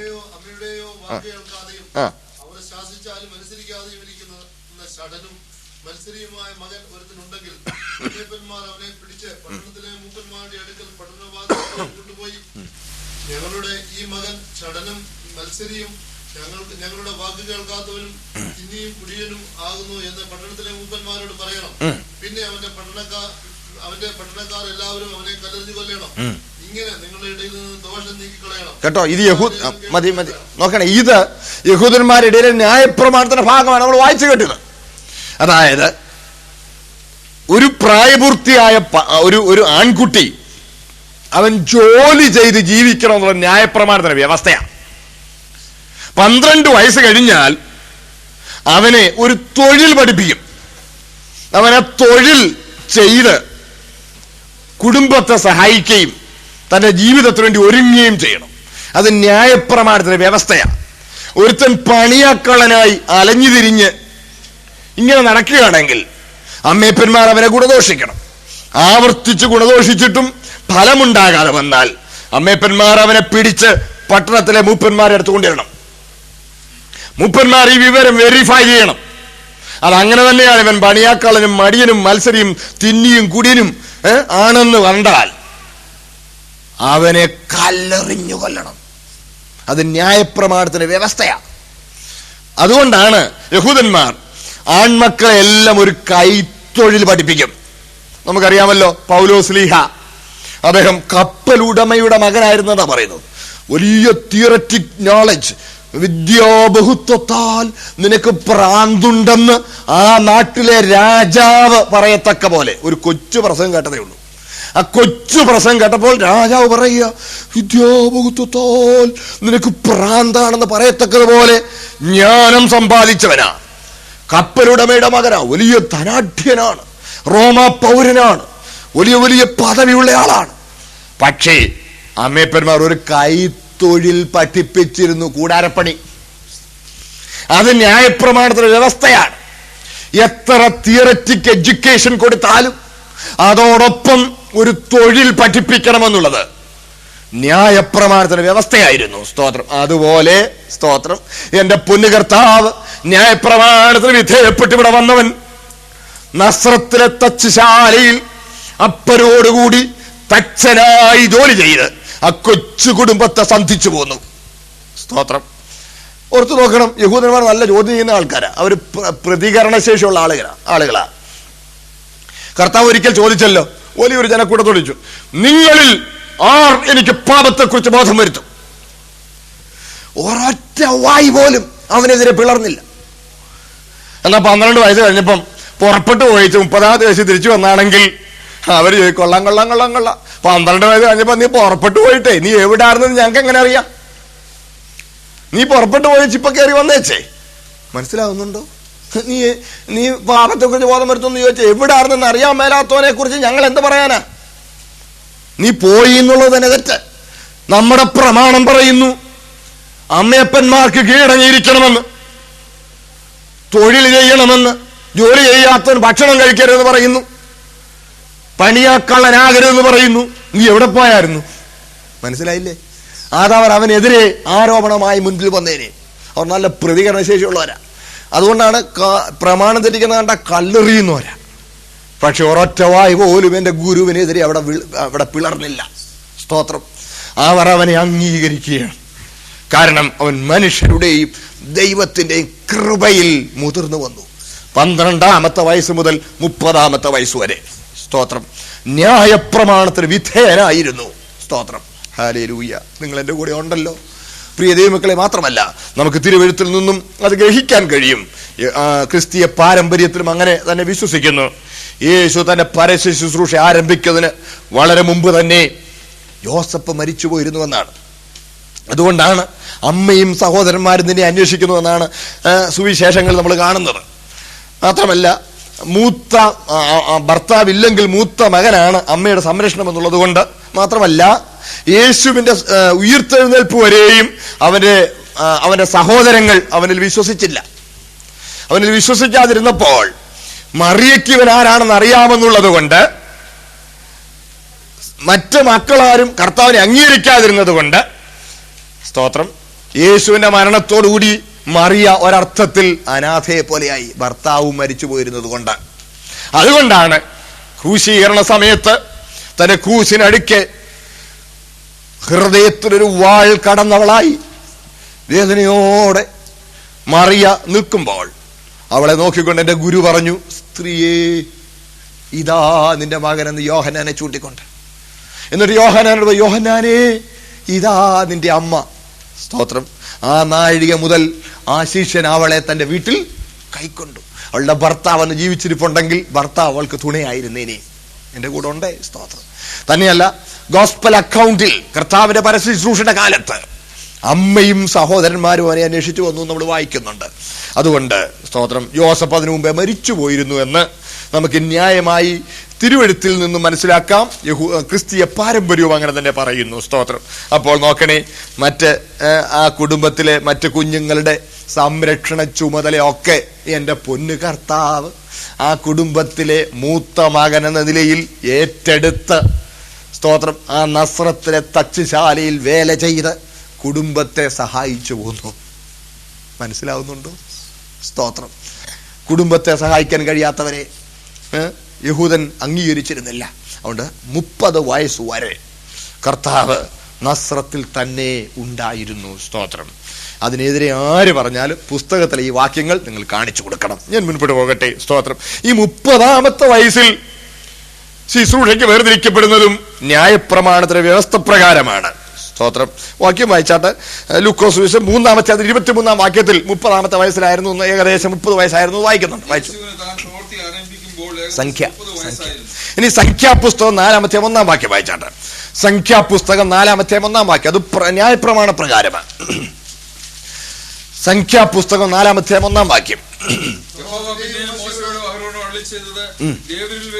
കെഹാത്യരിൽ 30 വയസ്സ് മുതൽ 50 വയസ്സുള്ളവരായ സമാഗമന കൂടാരത്തിൽ വേല ചെയ്യുവാൻ സേവയിൽ പ്രവേശിക്കുന്ന എല്ലാവരെയും നോക്കണേ. കെഹാത്യര് 30-ാമത്തെ വയസ്സ് മുതൽ 50-ാമത്തെ വയസ്സ് വരെയാണ് സമാഗമന കൂടാരത്തിന് സേവയിൽ പ്രവേശിക്കേണ്ടത്. മനസ്സിലാവുന്നുണ്ടല്ലോ? സ്തോത്രം. 30-ാമത്തെ വയസ്സ് മുതൽ 50-ാമത്തെ വയസ്സ് വരെ. അപ്പൊ നോക്കണേ, 30-ാമത്തെ വയസ്സിലാണ് അവൻ ആലയത്തിന്റെ ശുശ്രൂഷയ്ക്കായി, ആത്മിക ശുശ്രൂഷയ്ക്കായി വേർതിരിക്കപ്പെടേണ്ട കെഹാത്യര്. സ്തോത്രം. അവർ ഏറ്റവും കഠിനമായ വേല ചെയ്യുന്നവരായിരുന്നു. നിങ്ങൾ ആ ഭാഗം വീട്ടിൽ ചെന്ന് വായിച്ചാൽ കാണാം. വലിയ ഭാരമുള്ള ഉപകരണങ്ങളൊക്കെ ചുമന്നുകൊണ്ട് നടക്കുന്ന, കഠിനമായ വേല ചെയ്യുന്ന, ഏറ്റവും ശ്രേഷ്ഠമായ ആലയത്തിലെ ഉപകരണങ്ങളോട് അടുത്തു പെരുമാറുന്ന ആ ഗ്രൂപ്പായിരുന്നു കെഹാത്യര്. ആ കെഹാത്യര് 30-ാമത്തെ വയസ്സിൽ ശുശ്രൂഷയ്ക്ക് വേർതിരിക്കപ്പെടുന്നത് പോലെ എന്റെ പൊന്നു കർത്താവ് ആ പ്രമാണപ്രകാരം 30-ാമത്തെ വയസ്സിൽ ശുശ്രൂഷയ്ക്കായി വേർതിരിക്കപ്പെട്ടു. സ്തോത്രം. ഹല്ലേലൂയ. അവൻ യോർദാൻ നദിയിൽ യോഹന്നാന്റെ കൈക്കീഴിൽ സ്നാനമേൽക്കുന്നതിനും, സ്തോത്രം, പ്രമാണപ്രകാരമുള്ള ഒരടിസ്ഥാനമുണ്ടായിരുന്നു. നിങ്ങൾ എന്നെ കേൾക്കണേ. സ്തോത്രം. ശ്രദ്ധിക്കുക. ഞാൻ അതും കൂടി ഒന്ന് വിശദീകരിക്കാം. സ്തോത്രം. നോക്കണേ, ഈ യേശുവിന്റെ സ്നാനം അതൊരു യുണീക്ക് സ്നാനമാണ്. യുണീക്ക് സ്നാനം എന്ന് പറഞ്ഞാൽ അതുപോലെ വേറെ സ്നാനമില്ല. പലവിധ സ്നാനങ്ങൾ ന്യായപ്രമാണ കാലഘട്ടത്തിൽ നിലനിന്നിരുന്നു. പലവിധ സ്നാനങ്ങൾ. ലേവ്യരെ വരുത്തി വെള്ളം കൊണ്ട് കഴുകി അവരെ പൗരോഹിത്യ വസ്ത്രം ധരിപ്പിച്ച് ശുശ്രൂഷയ്ക്ക് വേർതിരിക്കുന്നതൊക്കെ നമുക്ക് കാണാൻ കഴിയും.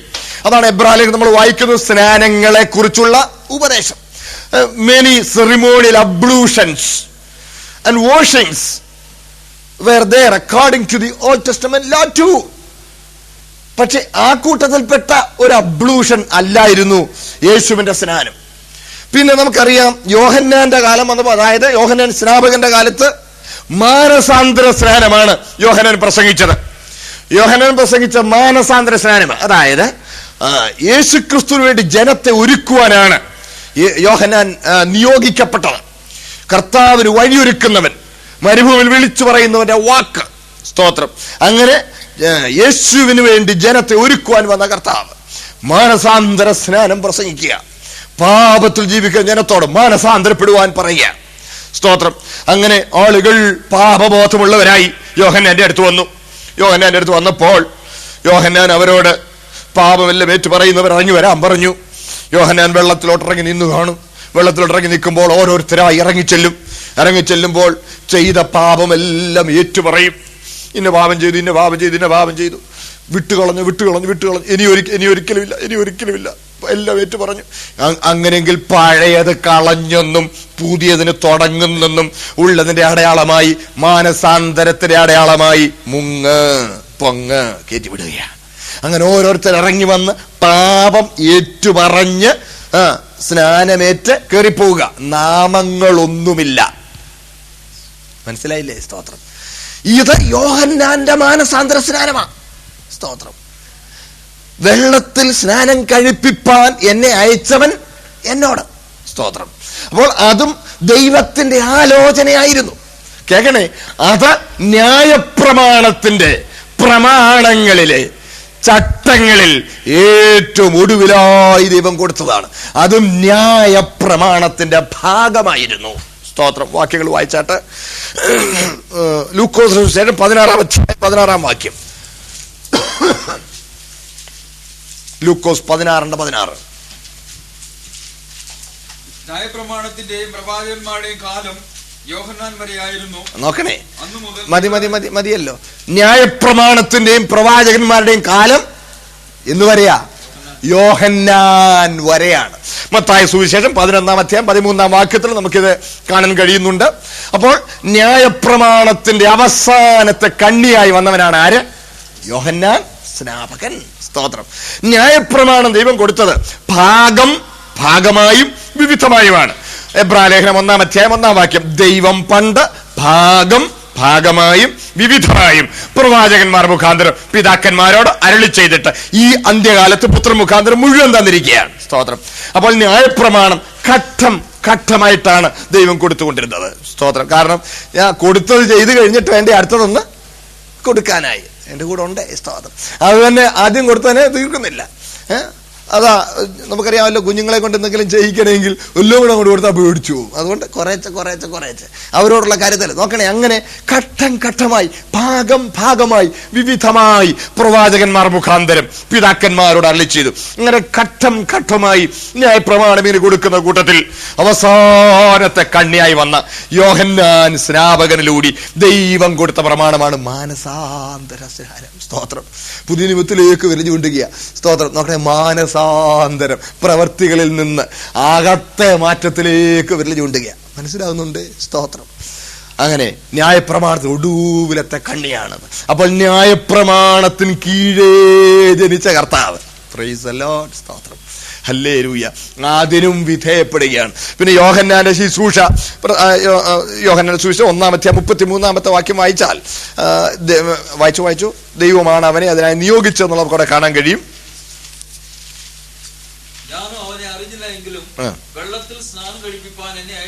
മതിയല്ലോ. വെള്ളത്തിൽ സ്നാനം കഴിപ്പിപ്പാൻ എന്നെ അയച്ചവൻ എന്നോട്. അത് യോഹന്നാൻ ഡിവൈസ് ചെയ്ത ഒരു പരിപാടിയല്ലായിരുന്നു. മനസ്സിലായല്ലോ? It was not a teaching John the Baptist devised in his own mind, but it was a teaching that God himself had given him. ദൈവം കൊടുത്തതാ. വെള്ളത്തിൽ സ്നാനം കഴിപ്പിപ്പാൻ എന്നെ അയച്ചവൻ എന്നോട്.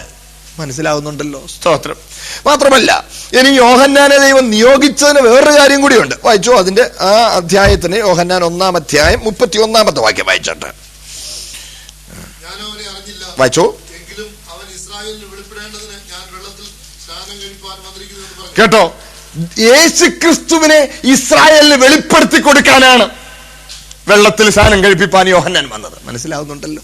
ഇസ്രായേലിന് യേശുവിനെ ഒന്ന് വെളിപ്പെടുത്തി കൊടുക്കാൻ, ഇവൻ മശിഹ ആണെന്നുള്ളത് അവരെ ഒന്ന് ബോധ്യപ്പെടുത്തി കൊടുക്കാനാണ്. അപ്പോൾ സ്തോത്രം, കർത്താവിന് വേണ്ടിയാണ്, ജനത്തെ ഒരുക്കാനാണ് ആര് വന്നത്? യോഹന്നാൻ വന്നെന്നുള്ള എല്ലാ അർത്ഥത്തിലും ശരിയാകുക. സ്തോത്രം. അപ്പോൾ കർത്താവിന്റെ ശുശ്രൂഷയുടെ മുന്നോടിയായിട്ടാണ് യോഹന്നാന്റെ മാനസാന്തര സ്നാനം വന്നത്. അത് ന്യായപ്രമാണത്തിൽ ഒടുവിലത്തെ കണ്ണിയായിട്ട് വന്നു. മനസ്സിലാവുന്നുണ്ടല്ലോ? അതുകൊണ്ട് എന്റെ പൊന്നു കർത്താവ് ഗലീലായിൽ നിന്ന് നടന്ന് ഇങ്ങ് യോർദാന്റെ കര തീരത്ത് വരെ വന്നിരിക്കുക, യഹൂദ്യയിൽ വന്നിരിക്കുക.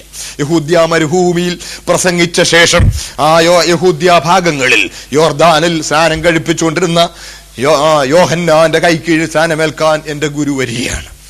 സൃഷ്ടാവായ എന്റെ കർത്താവ്, സ്തോത്രം, ഹല്ലേലൂയ. അവൻ യോഹന്നാന്റെ അടുത്തോട്ട് ഇറങ്ങി ചെല്ലുകയാണ്. സാധാരണ ആളുകൾ ഇറങ്ങിച്ചെല്ലുമ്പോൾ, സ്നാനത്തിൽ ഇറങ്ങിച്ചെല്ലുമ്പോൾ അവർ ചെയ്ത കുറ്റമെല്ലാം ഏറ്റു പറയാറുണ്ട്. ഇന്ന കുറ്റം ചെയ്തു, ഇന്ന കുറ്റം ചെയ്തു, ഇന്ന കുറ്റം ചെയ്തു, അങ്ങനെ പറയാറുണ്ട്. എന്നാൽ യേശു അങ്ങോട്ട് ഇറങ്ങി ചെന്നപ്പോൾ ദിവ്യനായ ഒരുവനാ വരുന്നതെന്ന് യോഹന്നാൻ ഏതാണ്ട് ഒരു ചെറിയ പിടി കിട്ടി. പക്ഷേ അടുത്തു വന്ന് നിന്നപ്പോൾ ഒന്നും ഏറ്റു പറയുന്നില്ല. ഏറ്റു പറയാൻ പാപമില്ല, സ്തോത്രം, ഏറ്റു പറയാൻ ഒരു പാപവുമില്ല, സ്തോത്രം. പക്ഷേ സ്തോത്രം, യോഹന്നാൻ അപ്പൊ അവനെ ഒന്നുകൂടെ ഒന്ന് നോക്കി. ഇവനാരാ? യോഹന്നാന് മനസ്സിലായി, ഇവൻ അസാധാരണനാണ്, മശിഹ തന്നെയാണോ? പക്ഷെ ദൈവം ഒരു അടയാളം കൊടുത്തിട്ടുണ്ട്, നമ്മൾ കണ്ടല്ലോ, സ്തോത്രം. അവിടെ ഉണ്ട്, വെള്ളത്തിൽ സാരം കഴിപ്പിപ്പാൻ ഈ 33-ാം വാക്യത്തിൽ ആരുടെ മേൽ ആത്മാവ് ഇറങ്ങുന്നതും വസിക്കുന്നത് കാണുന്നു അവൻ പരിശുദ്ധാത്മ സാരം കഴിപ്പിക്കാനാകുന്നു എന്ന് ദൈവം അരുളപ്പാട് കൊടുത്തിട്ടുണ്ട്. 1:33 അപ്പൊ പ്രാവുന്ന രൂപത്തിൽ പരിശുദ്ധാത്മ ഇറങ്ങുന്നുണ്ടോ എന്ന് യോഹന്നാൻ മുകളിലോട്ടും നോക്കി കാണും. മനസ്സിലായോ? ഇത് മശിഹാണെന്ന് തിരിച്ചറിയണമെങ്കിൽ എന്ത് വേണം? പരിശുദ്ധാത്മ ഇറങ്ങുന്ന ദൈവം അടയാളം കൊടുത്തിട്ടുണ്ട്. പരിശുദ്ധാത്മ പ്രാവുന്ന പോലെ ഇറങ്ങുന്നുണ്ടോ എന്ന് യോഹന്നാൻ നോക്കിക്കാണും. ഇറങ്ങുന്നില്ല. എങ്കിലും യോഹന്നാന് മനസ്സിലായി ഇവൻ മശിഹായാണ്. യോഹന്നാൻ ഒരു ചുവടുപ്പും പുറകോട്ട് മാറിക്കാണും. എന്നിട്ട് തലകുനിച്ചു കാണും, കുപ്പുകളോടെ തലകുനിച്ചു. സ്തോത്രം. ഇല്ല, നിന്നാൽ സ്നാനമേൽക്കാൻ എനിക്ക്. Praise the Lord. സ്തോത്രം. തലകുനിച്ചപ്പോൾ യേശു പറയാ, ഇപ്പോൾ സമ്മതിക്കാം, ഇങ്ങനെ സകല നീതിയും നിവർത്തിക്കുന്നത് നമുക്ക് ഉചിതം, ഇതും നിവർത്തിക്കണം. ഹല്ലേലൂയ. മനസ്സിലായില്ലേ പ്രിയ ദൈവമക്കളെ? സൃഷ്ടാവായവൻ സൃഷ്ടിയുടെ കൈക്കീഴിൽ സ്നാനമേൽക്കാൻ തലകുനിക്കുന്ന രംഗം കണ്ടേ. സ്തോത്രം. ദൈവവചനത്തോടുള്ള അനുസരണത്തിന് ഇതിൽ പരമൊരു മാതൃക നമുക്ക് കാണാനുണ്ടോ? നിങ്ങൾ എൻ്റെ കൂടെ ഉണ്ടോ? സ്തോത്രം. എനിക്കറിയാം, ഞാൻ അതിനകത്ത് നമുക്ക് പഠിക്കാനുള്ള വലിയൊരു പാഠമുണ്ട്. സ്തോത്രം. പ്രിയ ദൈവമക്കളെ, അതായത് വിധേയപ്പെടാനുള്ള മനസ്സ്, താഴ്ത്തിക്കൊടുക്കാനുള്ള മനസ്സ്. ഇവിടെ ഞാൻ ഡൽഹിയിൽ സുവിശേഷ വേലയിലായിരിക്കുമ്പോൾ, പേര് പരസ്യമായിട്ട് പറയുന്നില്ല, ഇന്നിപ്പം വളരെ അറിയപ്പെടുന്ന ഒരു സുവിശേഷകൻ ഞാൻ താമസിച്ചിരുന്ന ഗ്രീൻ പാർക്ക് എന്ന കോളേജിൽ തന്നെ ഉണ്ടായിരുന്നു. പക്ഷേ അദ്ദേഹം സുവിശേഷമൊക്കെ പറയുമെങ്കിലും അത് വിശ്വാസ സ്നാനം സ്വീകരിച്ചിട്ടുമില്ല. അതിന് ബദ്ധമായി വിരോധം പറയും. അദ്ദേഹത്തെ സ്നേഹിക്കുന്ന പല ദൈവദാസന്മാരവിടെ ഉണ്ട്. ഞങ്ങളൊക്കെ സ്നേഹമായിരുന്നു. ഒരു ദൈവദാസൻ ഇദ്ദേഹത്തെ സ്നേഹിക്കുന്ന ഒരു ദൈവദാസനാണ്. അദ്ദേഹം ഇദ്ദേഹത്തിന് വേണ്ടി വളരെ പ്രാർത്ഥിച്ചു. ഒരു ദിവസം ദൈവാത്മാ അദ്ദേഹത്തെ അങ്ങ് ഹേമിച്ചു. ചെന്ന് വിവരം, സുവിശേഷം, ദൈവവചനത്തിന്റെ വ്യവസ്ഥയ്ക്ക് വിധേയപ്പെടാനുള്ള ആവശ്യം ചെന്ന് ഓർപ്പിക്കാൻ പറഞ്ഞു. വളരെ വെളുപ്പിന്, വളരെ പ്രാർത്ഥനയോടെ ആ ദൈവദാസൻ ഹാർട്ട് ഓൺ ഫയർ എന്ന പോലെ ഓടി വന്നു, ബെല്ലടിച്ചു. അപ്പൊ ഇദ്ദേഹം ഉപദേശി വാ അത്യാവശ്യ കാര്യം പറയാൻ വന്നിരിക്കുക, ദൈവത്തിന് അരുളപ്പാടറിയിക്കാൻ വന്നിരിക്കുകയാണെന്ന് പറഞ്ഞിട്ട് സ്നാനത്തിന്റെ ആവശ്യം, സ്നാനത്തിന്റെ പ്രാധാന്യം, സ്നാനത്തിന്റെ ഗൗരവം ഇതാ ഒരു ശ്വാസത്തിൽ പറയുന്ന പോലെ അങ്ങ് പറയാൻ തുടങ്ങി. ഇദ്ദേഹം പറയാൻ തുടങ്ങി.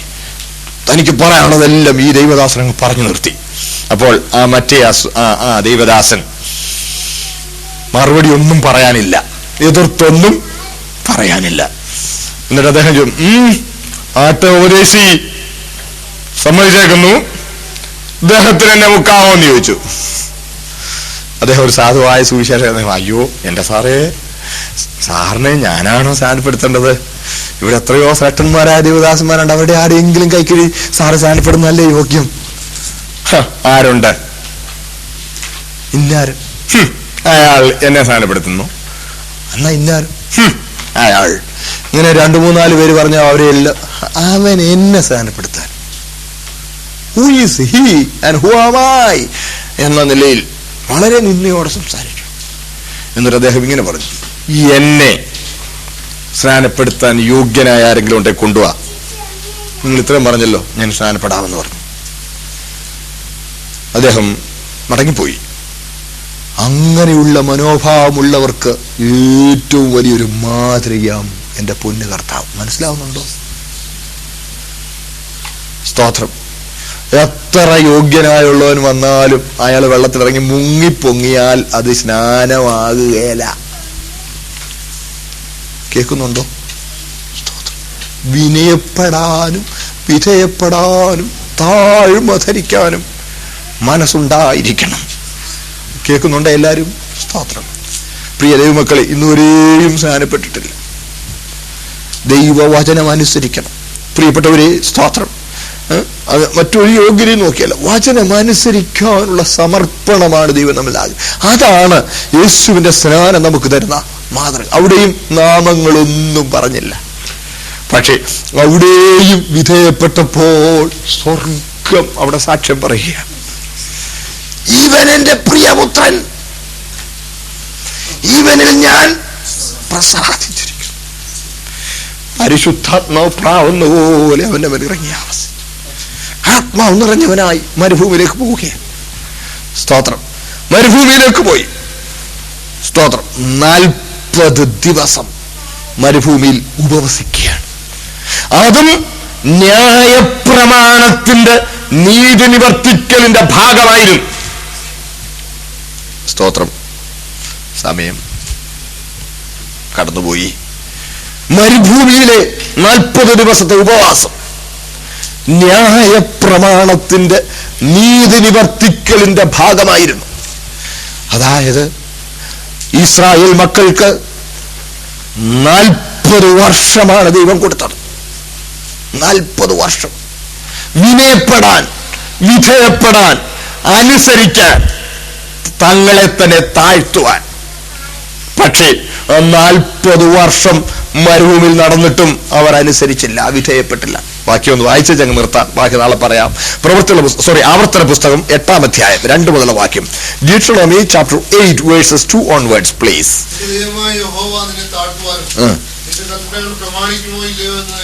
നിന്നെ പരീക്ഷിച്ച് എന്റെ ഹൃദയത്തിലിരിക്കുന്നത് അറിവാനുമായി നിന്നെ ഈ 40 സംവത്സരം മരുഭൂമിയിൽ നടത്തിയ വിധമൊക്കെയും നീ ഓർക്കണം.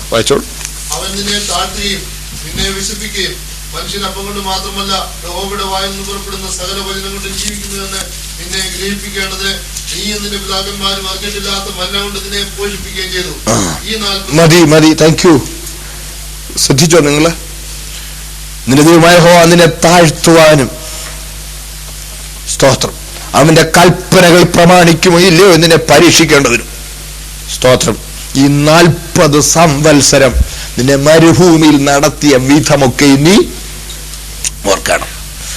അവൻ നിന്നെ താഴ്ത്തുകയും നിന്നെ വിശപ്പിക്കുകയും. അടുത്തത്, മനുഷ്യൻ അപ്പം കൊണ്ട് മാത്രമല്ല ദൈവത്തിന്റെ വായിൽ കൂടി വരുന്ന സകല വചനം കൊണ്ട് ജീവിക്കുന്നുവെന്ന് നീ അറിയേണ്ടതിന്. ഈ 40 വർഷം നിന്നെ മരുഭൂമിയിൽ നടത്തി. പക്ഷേ 40 വർഷം മരുഭൂമിയിൽ നടത്തിയിട്ടും അവർ തങ്ങളെ തന്നെ താഴ്ത്തിയില്ല. അവർ മത്സരിച്ചു. 40 വർഷം അവർ ഏതൊരു മരുഭൂമിയിൽ മത്സരിച്ചുവോ അതേ മരുഭൂമിയിൽ പ്രൈസ് ദി ലോർഡ് യേശു 40 ദിവസം ഉപവസിച്ചു.